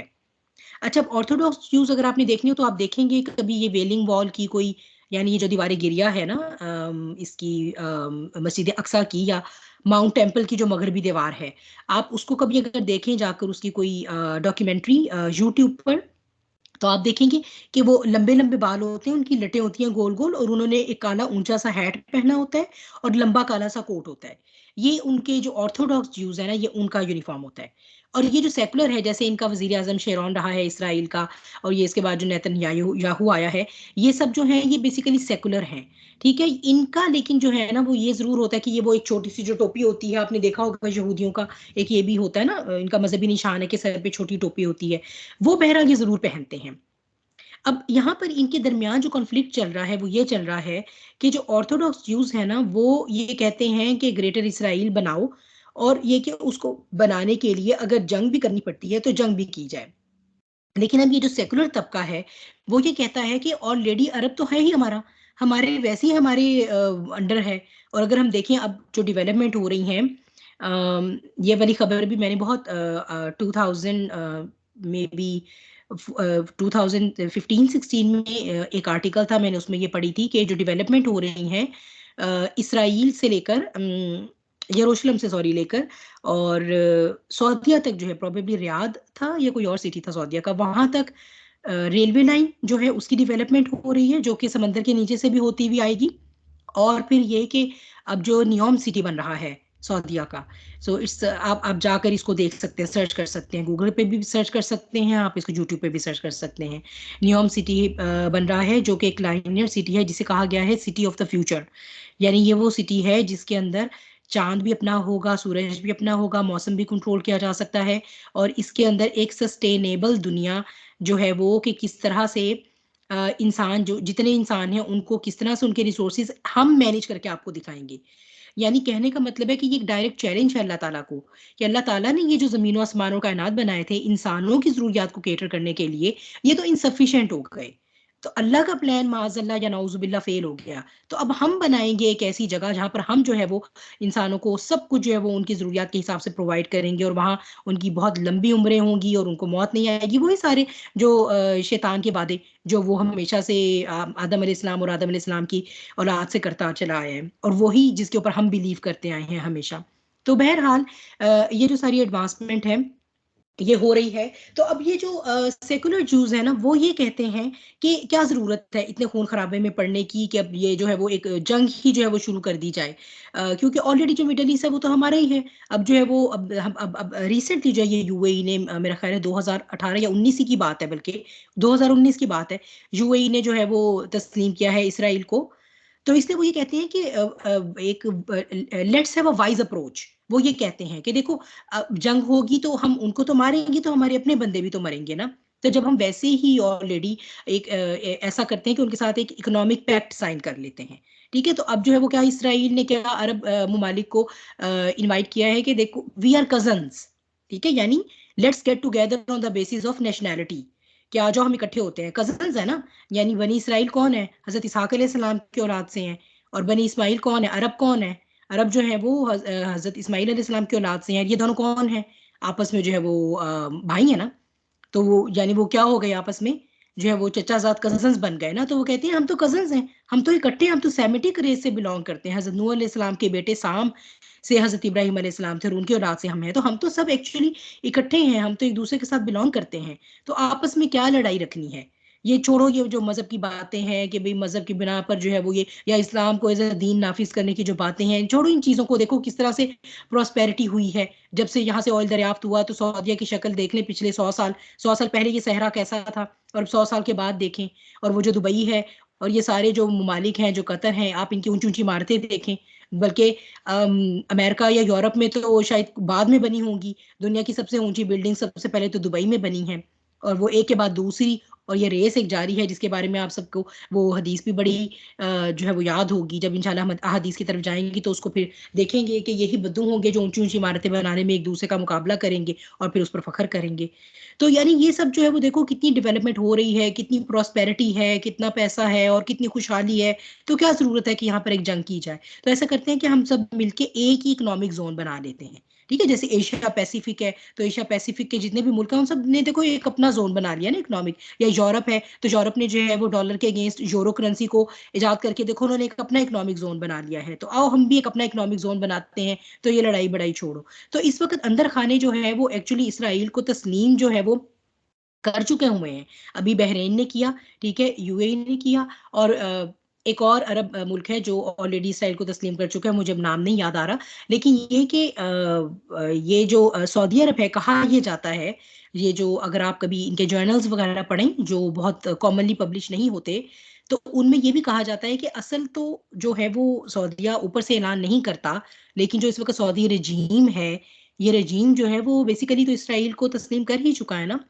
तो अब हम ये देखते हैं कि जो डेवलपमेंट सऊदी अरेबिया में हो रही हैं, अल्लाह माशाल्लाह, जो अब हाल ही में वहां पर हेलोवीन मनाई गई, आप सब लोगों ने देखी होंगी, गालिबन आपकी आंखों से गुजरी होंगी। तो अब कौन सी ग्रेटर इसराइल के बनने की कसर रह गई है, जो कुछ था वो तो उन्होंने वैसे ही हासिल कर लिया है। लेकिन ये है कि बहरहाल वो ऑर्थोडॉक्स ज्यूज को अपने साथ मिलाने के लिए, जो सेकुलर ज्यूज हैं वो इस हद तक अलबत्ता जरूर जो है वो उनके साथ कॉम्प्रोमाइज करते हैं कि देखें ये जो यरूशलेम है ना, ये हम कभी भी उनको नहीं देते, सेहराई सीना, क्योंकि जो ऑर्थोडॉक्स ज्यूज है ना, जो कहते हैं कि हमारे यहाँ पर एक वो हो, यानी ऑर्थोडॉक्स ज्यूज में से जो जायनिस्ट को ज्वाइन किए हुए हैं, वो ये कहते हैं कि भाई ये एग्रेशन के साथ काम लो, और तुम लोगों ने सेहराई सीना भी वापस कर दिया, हमें सेहराई सीना भी चाहिए, और ये सारा जो है वो इलाका अपने कब्जे में करो, चाहे जंग ही क्यों ना छिड़े। लेकिन सेकुलर ज्यूज ये कह रहे हैं कि अभी जो है वो आप ठंडा करके खाने वाला उनको मशवरा दे रहे हैं, तो इनके आपस में भी काफी कॉन्फ्लिक्ट है। तो इसी के दौरान वो हम देखते हैं कि कभी कोई अमेरिकन सदर भी इस तरह का आ जाता है जो इनके मुफादात से टकराता है, तो अगले इलेक्शन में वो सिलेक्ट नहीं हो पाता। अब डोनाल्ड ट्रंप जब सिलेक्ट हुआ है तो वो इनके स्क्रिप्ट के मुताबिक उसने काम नहीं किया, इसीलिए उसको इतना ज्यादा, जो भी बहरहाल उसके अपने भी जो बयानात थे, या जो एक उसका अपना भी उसकी अपनी भी पर्सनैलिटी प्रोजेक्शन थी, वो दुनिया में बड़े मजाक का बाइस बनी। लेकिन ये कि बहरहाल चूंकि वो जानी से एजेंडा के साथ कंप्लाई नहीं कर रहा था, तो अगले इलेक्शन में उसको हटा दिया गया। फिर ये भी कहा गया, और ये चीज जो है वो इन्होंने अपने प्रोग्राम्स में भी दिखाई है, और ये चीज जो इनका जो यहूदी डायरेक्टर है, मुझे नाम नहीं याद, जो इनके सिम्सन कार्टून है, जो इल्यूमिनाटी के डायरेक्टली अंडर आता है टीवी चैनल, उसको वहां से जारी होते हैं। सिम्सन कार्टून में इन्होंने ये दिखाया था कि अगर डोनाल्ड ट्रंप की जगह खातून वजीर आजम आ जाती हैं, और ये मैंने खुद देखी हुई है वीडियो, क्योंकि फिर इधर इधर उधर हो जाती है इन्फॉर्मेशन, तो मैं हमेशा उसके लिंक आपको प्रोवाइड नहीं कर सकती, लेकिन आप लोग जाकर देख सकते हैं। उसमें उनका यही प्लान था बेसिकली कि जो है ये क्लिंटन के बाद कि हैलरी क्लिंटन को लाया जाए, और हैलरी क्लिंटन जो है इसका ये बयान मौजूद है आज भी, कि अगर मैं पावर में आऊंगी तो मैं ये जो मकामात मुकद्दसा हैं इन पर हमला करूंगी। तो अब ये थर्ड वर्ल्ड वॉर का आगाज होना है। ये बात याद रखिएगा कि बहुत से जो एंड ऑफ टाइम्स के स्कॉलर हैं, उनके सबके एनालिसिस में एक बात बहुत मुश्तरक है, मस्जिद अक्सा पे हमला ही probably is going to be the starting point of the third world war. ठीक है, तो वैसे यानी कि उसकी इरप्शन का पहला पॉइंट होगी, एज सच तो हमारी थर्ड वर्ल्ड वॉर स्टार्ट हो चुकी हुई है। ठीक है, तो हम ऑलरेडी ही जो है वो एक आप कह लें कि हम थर्ड वर्ल्ड वॉर के ही एरा में रह रहे हैं, तो वो हो चुकी हुई, लेकिन एक वो जो उसकी इरप्शन है ना in the form of N aggressive war, उसका स्टार्टिंग पॉइंट जो है वो बेसिकली मस्जिद अक्सा पे हमला होगा। एनीवेज, हिलरी क्लिंटन सेलेक्ट नहीं हो सकी उस वक्त, समहाउ थोड़ा सा चेंज आ गया प्लान्स में, तो डोनाल्ड ट्रंप आ गया, बहरहाल डोनाल्ड ट्रंप को भी रास्ते से हटा दिया गया। और इसी तरह जो है ये, जब मैंने आपको पहले भी बताया था कि इनकी आबादकारी के लिए, यानी यहूदियों की एक बहुत बड़े पैमाने पर आबादकारी के लिए 1967 के बाद ग्रांट अप्रूव होनी थी अमेरिका की असेंबली से। और उस वक्त कौन थे? हाँ, उस वक्त थे इनके जनाब जॉर्ज डब्ल्यू बुश साहब थे, which is a very well known free mason actually. Bush senior and Bush junior, they both are very well, this is a very well documented fact कि ये दोनों जो हैं वो वेस्प हैं, और ये दोनों जो हैं ये न्यूकॉन हैं, और ये दोनों जो हैं ये फ्री मेसन, बहुत एक्टिव फ्री मेसन रहे हैं, और उनके बहुत सारे प्लान्स को इन्होंने एग्जीक्यूट किया। यानी वो जो गल्फ वॉर हुई है, खलीजी वॉर हुई है अरब इसराइल, तो उसके अंदर उसने फतह दिलवाई। लेकिन सिर्फ ये गलती हुई कि जी उसने ये कहा कि आप जब तक पीस ट्रीटी, पीस प्रोसेस को अरबों के साथ आप एक्सिलरेट नहीं करेंगे, हम आपकी ग्रांट अप्रूव नहीं करेंगे। तो ये कहना था कि वो जो बुश सीनियर साहब थे, उनको अगले इलेक्शंस में उनको बहुत बुरी तरीके से जो है वो हरा दिया गया। That is called, what is so called democracy. ठीक है ना, कि वो जिसे कहते हैं ना, इकबाल कहते हैं सुल्तानी जमहूर का आता है जमाना डेमोक्रेसी को। तो जमहूर बेचारी को तो पता भी नहीं कि सुल्तानी होती क्या है, बस ये है कि वो मलूकियत का नाम, बादशाहत का नाम हटा के आपने डेमोक्रेसी रख दिया है। और यही डेमोक्रेसी नाफिज करने कभी आप इराक पहुंच जाते हैं, कभी आप सीरिया पहुंच जाते हैं, कभी आपको अफगानिस्तान के अवाम का इतना दुख आता है कि वहां पर डेमोक्रेसी क्यों नहीं है, तो उसी के नाम पर आप इन्वेट करते हैं, उसी के नाम पे आप वहाँ के सारे रिसोर्सेज लूट मार करते हैं, और उसके बाद जो है वो आप कह देते हैं कि सॉरी, हमें तो जनाब कोई भी जो है ना वो वेपन्स ऑफ मैस डिस्ट्रक्शन नहीं मिले इराक में। Now, who is responsible for the situation of civilians suffering over there in millions? वो कौन है? अब कौन इसके लिए रिस्पॉन्सिबल है? कोई भी नहीं, क्योंकि वो they can get away with anything, क्योंकि उनका राज है ना, इसलिए। और ये राज हमने होने दिया है।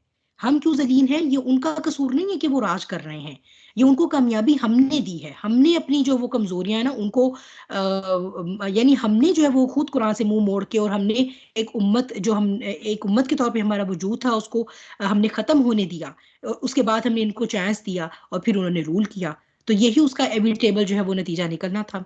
यहाँ पर चलते चलते जो है वो, अब हम चूंकि करंट सिचुएशन में पहुंच चुके हैं, तो प्रीटी मच जो अब मिडल ईस्ट जो है वो उनकी पॉकेट में है ऑलरेडी, चाहे डिवीजन उस तरह हुई हैं या नहीं हुई, जिस तरह ऑडिट ये नॉन प्लान के अंदर रिपोर्टेड था। लेकिन बहुत हद तक वो डिविजन्स भी वैसे तो हो चुकी हैं, लेकिन ये है कि वैसे उनके जो मकासद हैं वो बहुत हद तक हम देखते हैं कि 1980s में बने इस प्लान पे उन्होंने अमल दरामद कर लिया है। फिर ये जनाब उन्होंने जो है वो पाकिस्तान की भी जो है ये डिवीजन का कोई प्लान बनाया हुआ था, जिसमें आप देख सकते हैं कि ये जो जम्मू कश्मीर है ये इंडिया को दे दिया जाएगा, पाकिस्तान सिर्फ इतना रह जाएगा, और साथ इसके ये थोड़ा जो पंजाब का सूबा है, और उसमें भी ये सराइकिस्तान अलहदा हो जाएगा। इसके अलावा जो है बाकी ये वाला जो हिस्सा है पर्पल, ये आप देख रहे हैं, इसको हम पश्तून एरिया बना देंगे, और इसको फाइनली ज्वाइन कर देंगे पश्तून एरिया ऑफ अफगानिस्तान के साथ।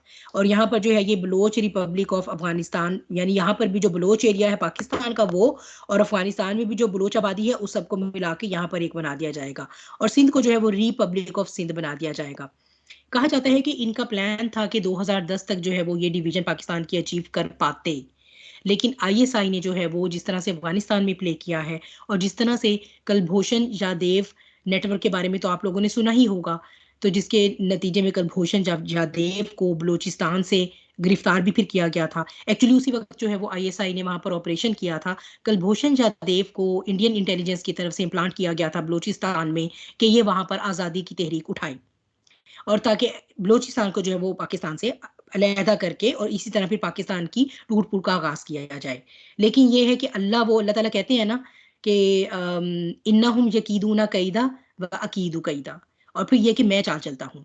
बेशक वो बहुत मकर करते हैं, बड़ी जबरदस्त अपनी तरफ से स्ट्रेटजीज बनाते हैं, लेकिन ये है कि इस सारे प्लान में आप ये बात याद रखिएगा कि इनके वो प्लान ही कामयाब होंगे जो बेसिकली अल्लाह की तरफ से ऑलरेडी टिक हो गए हैं, और वो भी इसलिए हो रहे हैं कामयाब क्योंकि हमारी आजमाइश है, हमारी अपनी गलतियों की अल्लाह ने हमारे ऊपर जो है वो ये एक सजा, और इनकी हमारे ऊपर जो अजारादारी है उसकी सूरत में जलालत हम पर मुसल्लत की है। तो बहरहाल ये वो अपना 2010 तक तो अचीव नहीं कर सके, लेकिन खैर फाइनली जो है वो चूंकि गजवा हिंद में इस एरिया ने इन्वॉल्व होना ही होना है, तो इसलिए ये कि इसके बारे में वो इसलिए भी ज्यादा वरीड नहीं होते कि एज लॉन्ग एज पाकिस्तान की गवर्नमेंट ऐसी है जो हमारे अहकामात के तहत चलती है तो फाइन, ठीक है, क्योंकि हम देखते हैं अभी वेरी रिसेंटली जब इमरान खान साहब तशरीफ लाए हैं तो उन्होंने अपना आका बदलने की कोशिश की। ठीक है, I am not favouring any one politically here, मैं सिर्फ ये कह रही हूँ कि अपना आका बदला था, अमेरिका से चाइना को कर लिया था। तो जायनिस्ट के फौरन कान खड़े हो गए थे कि ऐसा कैसे हो सकता है कि ये जो है वो हमारे इन्फ्लुएंस से पाकिस्तान निकल जाए, और चाइना जो है वो जाहिर सी बात है ऑलरेडी उनको एक इंडिपेंडेंट वर्ल्ड पावर के तौर पे थ्रेट कर रहा है। जब भी तो जो है वो कभी कोरोना वायरस को चाइना के साथ लिंक करके और कभी चाइना के सर पे दूसरे इल्जाम डाल के अब वो उसको भी आइसोलेट करते हैं। एंड नॉट दैट कि चाइना जो है वो दूध का धुला हुआ है। तो दुनिया की इस वक्त के नक्शे पे जो है ना, वो हर कंट्री इनके हाथों में प्ले कर रहा है, हर country, every country is playing. ठीक है, ये सिर्फ क्या करते हैं, पीछे बैठ के डोरे हिलाते हैं या क्या करते हैं, मैच और मिस मैचेस करते रहेंगे। अब रशिया के साथ फलां का अलायंस हो जाए, अब रशिया और इंडिया के दरमियान हो जाए, अब चाइना और इंडिया के दरमियान लड़ाई होनी चाहिए, इस वक्त पर जो है वो पाकिस्तान की चाइना के साथ अलायंस होना चाहिए, इस वक्त पर पाकिस्तान का ईरान के साथ कोई भड्डा क्रिएट कर देना चाहिए। तो ये जो है वो इसी तरह से पूरे तमाम मुल्कों को इस्तेमाल करते हैं अपने मुफादात के लिए। फिर ये कि थोड़ा सा हम देख लेते हैं अफगानिस्तान का बैकग्राउंड और उसके साथ ही हम बात खत्म करते हैं। मैं चाह तो ये रही थी कि हम यहाँ आज दज्जालियत को जो है वो डिफरेंट लेवल पे कंक्लूड कर लेते, लेकिन चलिए इंशाल्लाह बिस्मिल्लाह नेक्स्ट टाइम। लेकिन ये कि थोड़ा सा ये था कि जैसे चूंकि एक हमने जिस दौर में आंख खोली तो हमने ये देखा कि इस्लामोफोबिया था। इतना बहुत जब तक हम अपने बचपन में थे, बहुत ज़्यादा वो उसका हमने शदीद एक कलर नहीं देखा। लेकिन ये कि मैंने आपको बताया था कि चूँकि इससे पहले यहूदियत और ईसाईयत को तो वो हाईजैक कर ही चुके थे, अब इस्लाम ही उनका टारगेट है। तो अब इस्लाम का क्या करें? क्योंकि इस्लाम की तहज़ीब ऐसी तहज़ीब है कि अगर ये ज़िंदा हो गई ना तो हमारी खैर नहीं है। मैंने आपको पहले भी बताया है शिरौन ने क्या कहा था। एरियल शिरौन ने ये जो कॉन्फ्रेंस है डॉक्टर इसरार मेंशन कर रहे थे और मेरे ज़हन से निकल जाती है एवरी टाइम कि कहाँ हुई थी। प्रोबेबली फ्रांस में ये हुई थी, जहाँ पर जब ये G8 ममालिक इकट्ठे हुए हैं तो इसराइल ने ये कहा है कि हमें जो खतरा है वो एटॉमिक पाकिस्तान से है, हमें खतरा जो है वो अरब से नहीं है, अरब तो ऑलरेडी ही हमारी पॉकेट में है, हमें खतरा जो है वो एटॉमिक पाकिस्तान से है। तो ये जो है ना वो जो बाकी के फिर आप देख लें कि जो इस्लामिक कंट्रीज हैं उनके बारे में उन्होंने फिर किस तरह से प्लॉट एंड प्लान किया। तो अफगानिस्तान में हम ये देखते हैं कि सबसे पहला तो ये हुआ कि अमेरिका को और इंग्लैंड को जो इन्होंने लॉलीपॉप दिया था वो ये लॉलीपॉप था कि रशिया जो है वो उस वक्त जब हम छोटे हुआ करते थे तो Soviet union USSR was a world power. ठीक है, जब हमने होश संभाली तो तब से हमने अमेरिका को वर्ल्ड पावर देखा है, लेकिन जब हम छोटे हुआ करते थे तो USSR was a world power. और ये उन दिनों की बात है जब जनरल जियाउल हक का मार्शल लॉ का दौर भी था और उससे पहले का भी। तो हम ये देखते हैं कि यूएसएसआर की ये जो उधर से जो है वो अमेरिका को चूंकि वर्ल्ड पावर के उस पर लाना था, क्योंकि लेटर और इन्होंने अमेरिका को अपने जो भी मकासद है उसको पूरा करने के लिए यूज करना था। तो जिसकी वजह से जो है वो बहुत जरूरी था कि सोवियत यूनियन की इस वर्ल्ड पावर अथॉरिटी को तोड़ा जाए। जिसके लिए जो है जब सोवियत यूनियन ने अफगानिस्तान पर हमला किया, क्योंकि ये इलाका हमेशा आप याद रखिएगा ये सारा इलाका जो है जो मिडल ईस्ट आ जाता है और उसके साथ जितना ये बड़े सगीर का इलाका आ जाता है, ईरान और अफगानिस्तान, ये सारे के सारे मैं आपको पहले ही बता चुकी हूँ स्ट्रेटेजिकली बहुत इंपॉर्टेंट है। जब भी तो आप देखते हैं कि इंडोनेशिया मलेशिया में कोई प्रॉब्लम नहीं है वो भी इस्लामिक कंट्री, बड़ा सुकून है, चिल है, आराम से जी रहे हैं, ना कोई इतने प्रॉब्लम्स है, ना इस तरह की आए रोज जो है वो वहां से कोई हमें जियो पोलिटिकल न्यूज सुनने को मिलती हैं। ये सारी प्रॉब्लम यहीं पर क्यों बेस कर रहे हैं? तो ये चीजें सोचने वाली हैं, क्योंकि यही वो इलाके हैं जो असल में पूरी दुनिया के इस वक्त इंटरेस्ट के इलाके हैं। तो अब अफगानिस्तान जो है वो उसमें जब रशिया ने इन्वेड किया तो जो बड़ी जबरदस्त प्लानिंग की गई वो ये की गई कि जी आप मोटिवेट कीजिए मुसलमानों को जहाद के नाम पे कि भाई जहाद फर्ज हो गया है एक्चुअली। और उस वक्त जो है मुसलमानों की तंजीम को अमेरिका ने सपोर्ट किया था। और मुसलमानों की कौन सी तंजीम थी? अलकायदा। अलकायदा को किसने स्टैब्लिश किया है? अलकायदा को किसने स्टैब्लिश किया है? सीआईए ने। ठीक है, अलकायदा को सीआईए ने स्टैब्लिश किया है। और उसामा बिन लादेन जो है वो इनका अपना ट्रेंड बंदा था, बिल्कुल सऊदी अरब से बिलोंग करता था। और पूरी उसकी फैमिली हिस्ट्री, उसका बहुत लंबी एक बायोग्राफी भी उसामा बिन लादेन के बारे में शाया हुई थी जो मैंने सारी पढ़ी भी।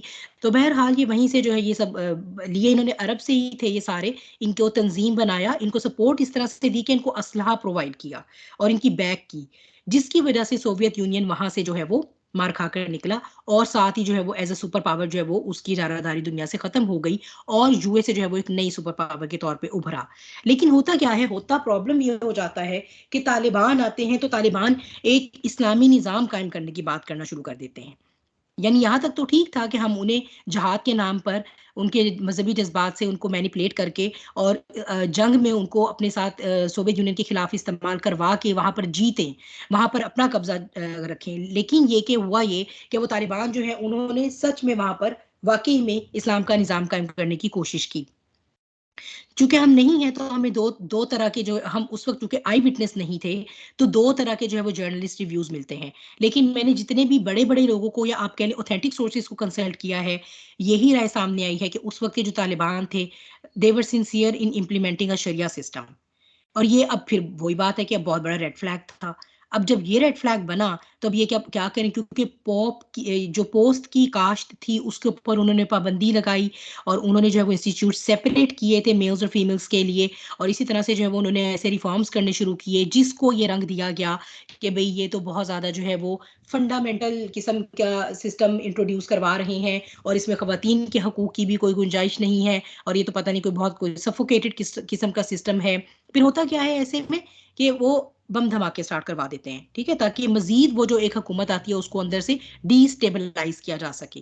एनीवेज जो करते करते जब ये सारा इस तरह से हुआ कि उसामा बिन लादेन नेटवर्क जो है वो इतना ज़्यादा स्ट्रांग हो गया कि जब ये फ़लस्तीन और ये जब इसराइल ने जब वहाँ पर हमले शुरू किए हैं लबनान में और जो भी ये सीरिया में हुए हैं, तो वहाँ पर उसामा बिन लादेन नेटवर्क ने जाकर एक्चुअली वाकई में जहादी तंजीमों को सपोर्ट किया है। और ये जो आफिया सिद्दीकी हैं इनका भी ताल्लुक इन्हीं की किसी तंजीम से था। ये जो बातें मैं आपको बता रही हूँ, मैं इसके लिए कोई आपको आर्टिकल रेफर नहीं कर सकती। मैंने ये सारी इन्फॉर्मेशन एक ऐसे बंदे से ली है जो उसामा बिन लादेन नेटवर्क के साथ काम करके आया है और उसी के साथ उसने वक्त गुजारा है, इसलिए मैं आपको ये बात इतने कॉन्फिडेंस के साथ बता सकती हूँ। बहरहाल, तो वो वाकई वहाँ की जो जहादी तंजीमें थी ना, जैसे मिस्र की इख्वानुल मुस्लिमून थी और फिर ये जो हमास है फ़लस्तीन की, फिर लबनान में जो ऑपरेट कर रही हैं, इन सबको सपोर्ट करते थे। अब उसकी वजह से जो है वो हिज़्बुल शैतान के लिए बड़ा प्रॉब्लम हो रहा था कि कहीं ऐसा ना हो कि तालिबान इतने ज़्यादा स्ट्रांग हो जाएँ कि अफ़गानिस्तान में भी इस्लाम आ जाए और मिडल ईस्ट भी जो है वो हमारे हाथों से निकलता हो। इसीलिए जो है वो सारा ये स्टेज प्लान किया गया कि अब इसको तो हटाओ। तो अब जनाब जो है वो उसको दहशतगर्दी प्रोजेक्ट किया गया, और तो उसके लिए सबसे जो फॉल्स फ्लैग अटैक था ट्विन टावर्स का 9/11 का, वो प्लान किया गया और वो प्लान किया गया। और वो इंटरेस्टिंगली अगर आप उसकी वीडियो देखें तो जिस तरीके से ट्विन टावर्स डिमोलिश होते हैं ना, यानी आकर उन पे जहाज टकराया है, जहाज टकराया था, तो होना तो ये चाहिए था लॉजिकली कि वो वाली जो यानी स्टोरीज थी और जो उससे ऊपर की स्टोरीज थी वो टूट जाती। तो इस ये क्या लॉजिक बनती है कि वो सारी की सारी बिल्डिंग अंदर से ढह गई है। तो अब बड़ी मजे की बात है कि वैसे ही यूट्यूब पर एक वीडियो आई हुई थी, the internal demolition of some tower.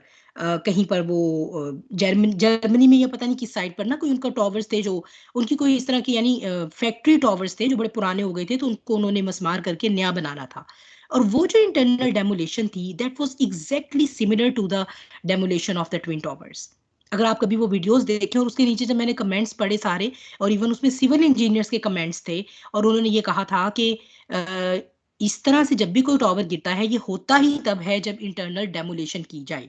उसको आकर कोई चीज टकरा ही नहीं सकती, ट्विन टॉवर्स के तो स्ट्रक्चर ही ऐसे नहीं बने हुए, उसका तो स्ट्रक्चर ही जो है वो, और फिर साथ ही पेंटागन, तो ये इसराइल के अलावा वहां कौन पर मार सकता है।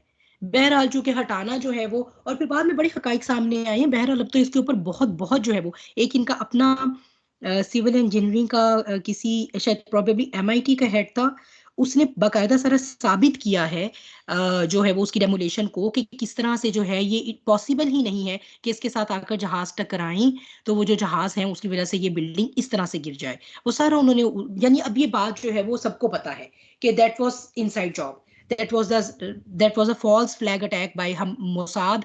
और ना कोई सबूत ना कुछ, और हम तो बस अफगानिस्तान पर चढ़ने वाले हैं क्योंकि ये इन्होंने दहशतगर्दी की है और ये अलकायदा का काम है और ये उसामा बिन लादेन का काम है। और फिर पाकिस्तान को भी ये कि या तो आप हमारे साथ हैं तो या आप दहशतगर्दों के साथ हैं। कहा जाता है कि आईएसआई ने बड़ी जबरदस्त डिप्लोमेटिक पॉलिसी अपनाई और ऊपर से यही कहा कि हम आपके साथ हैं। वैसे तो उस वक्त मुशर्रफ था, I don't personally like him very much, लेकिन यही कहा जाता है कि आईएसआई ने मुशर्रफ को यही कहा था कि आप ऊपर से हम इनके साथ होंगे, लेकिन ये जो अंदर से जड़ें काटी है ना, जो ट्रंप ने इल्जाम लगाया था ना पाकिस्तान के ऊपर कि इन्होंने हमारे इतने मिलियन डॉलर्स खा लिए और हमें हराया है, एक्चुअली ही वाज राइट। इतने साल हमारी फौज जो है वो अमेरिकन डॉलर लेती रही है दहशतगर्दी के हिस्से के नाम पर, लेकिन ये जो बाकी आज वहां से भागना पड़े, तो that was an inside job of the ISI. ISI ने ही जो है वो वहां पर आखिर तक भी अफगान तालिबान को सपोर्ट किया है, जिसके रिएक्शन में फिर जो तहरीक तालिबान पाकिस्तान के जो तालिबान लॉन्च किए गए थे, वो फिर उन्होंने पाकिस्तान के अंदर दहशतगर्दी शुरू की थी, जिसके नतीजे में जो है वो वजीरिस्तान में जो है वो क्लीन अप ऑपरेशन आर्मी को करना पड़ा। और बहुत ज्यादा और भी इसके अंदर फिर नाजुक डिटेल्स शामिल हैं जो मैं आपके सामने डिस्क्लोज नहीं कर रही। ठीक है, तो अब होते होते ये सूरत हाल है कि अफगानिस्तान में फिर दोबारा हम देख रहे हैं कि तालिबान आ चुके हैं, लेकिन इकोनॉमिक सिचुएशन बहुत ख़राब है। और ये कि अब उनके लिए जो है वो वहाँ पर फिर वही बात है कि बम धमाके वगैरह और ये सब चीज़ें चल रही हैं। यानी अभी भी अफगानिस्तान एक बहुत डिस्टेबलाइज कंट्री है। कुछ पता नहीं है कि अब जो है वो किस टाइम फिर तालिबान की हुकूमत को गिराकर कोई नई हुकूमत ले आई जाए। पाकिस्तान की हुकूमत उनकी पॉकेट में रहती है हमेशा। पाकिस्तान का हुक्मरान जो है उसकी मजाल नहीं है कि वो यूएस से, यानी यूएस से ही कह सकते हैं चले, कि वो जो जायनिस्ट हैं उनके प्लान से वो किसी भी तरह इनहराफ कर सके।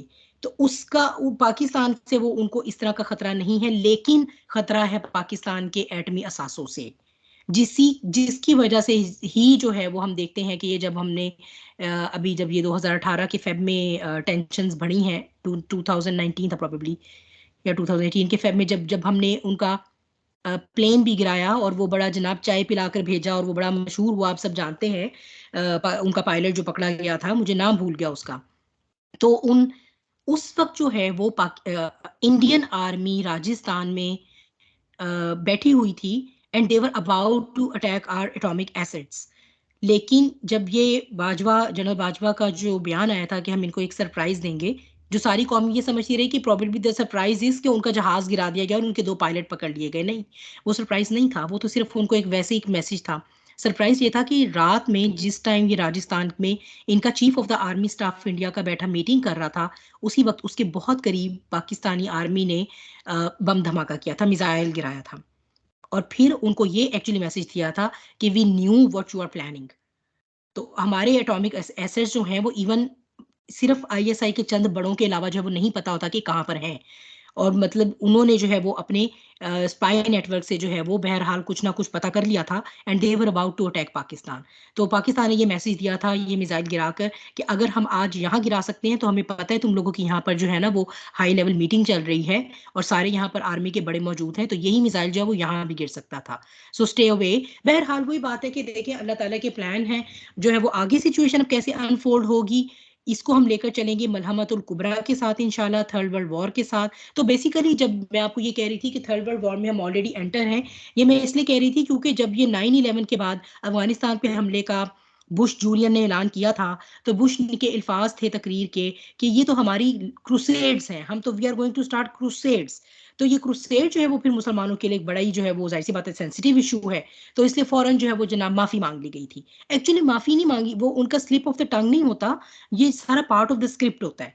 ठीक है, इतने बड़े जो है वो हाई प्रोफाइल लेवल की कोई स्पीच दे रहा है, अमेरिका का सदर है, उससे स्लिप ऑफ टंग नहीं होता उसके उसके सामने सारा कुछ लिखा होता है। वो बेसिकली एक मैसेज चला जाता है हिजबुल शैतान की तरफ से या एलीट ऑफ द वर्ल्ड की तरफ से कि अब जनाब ये शुरू होने वाला है।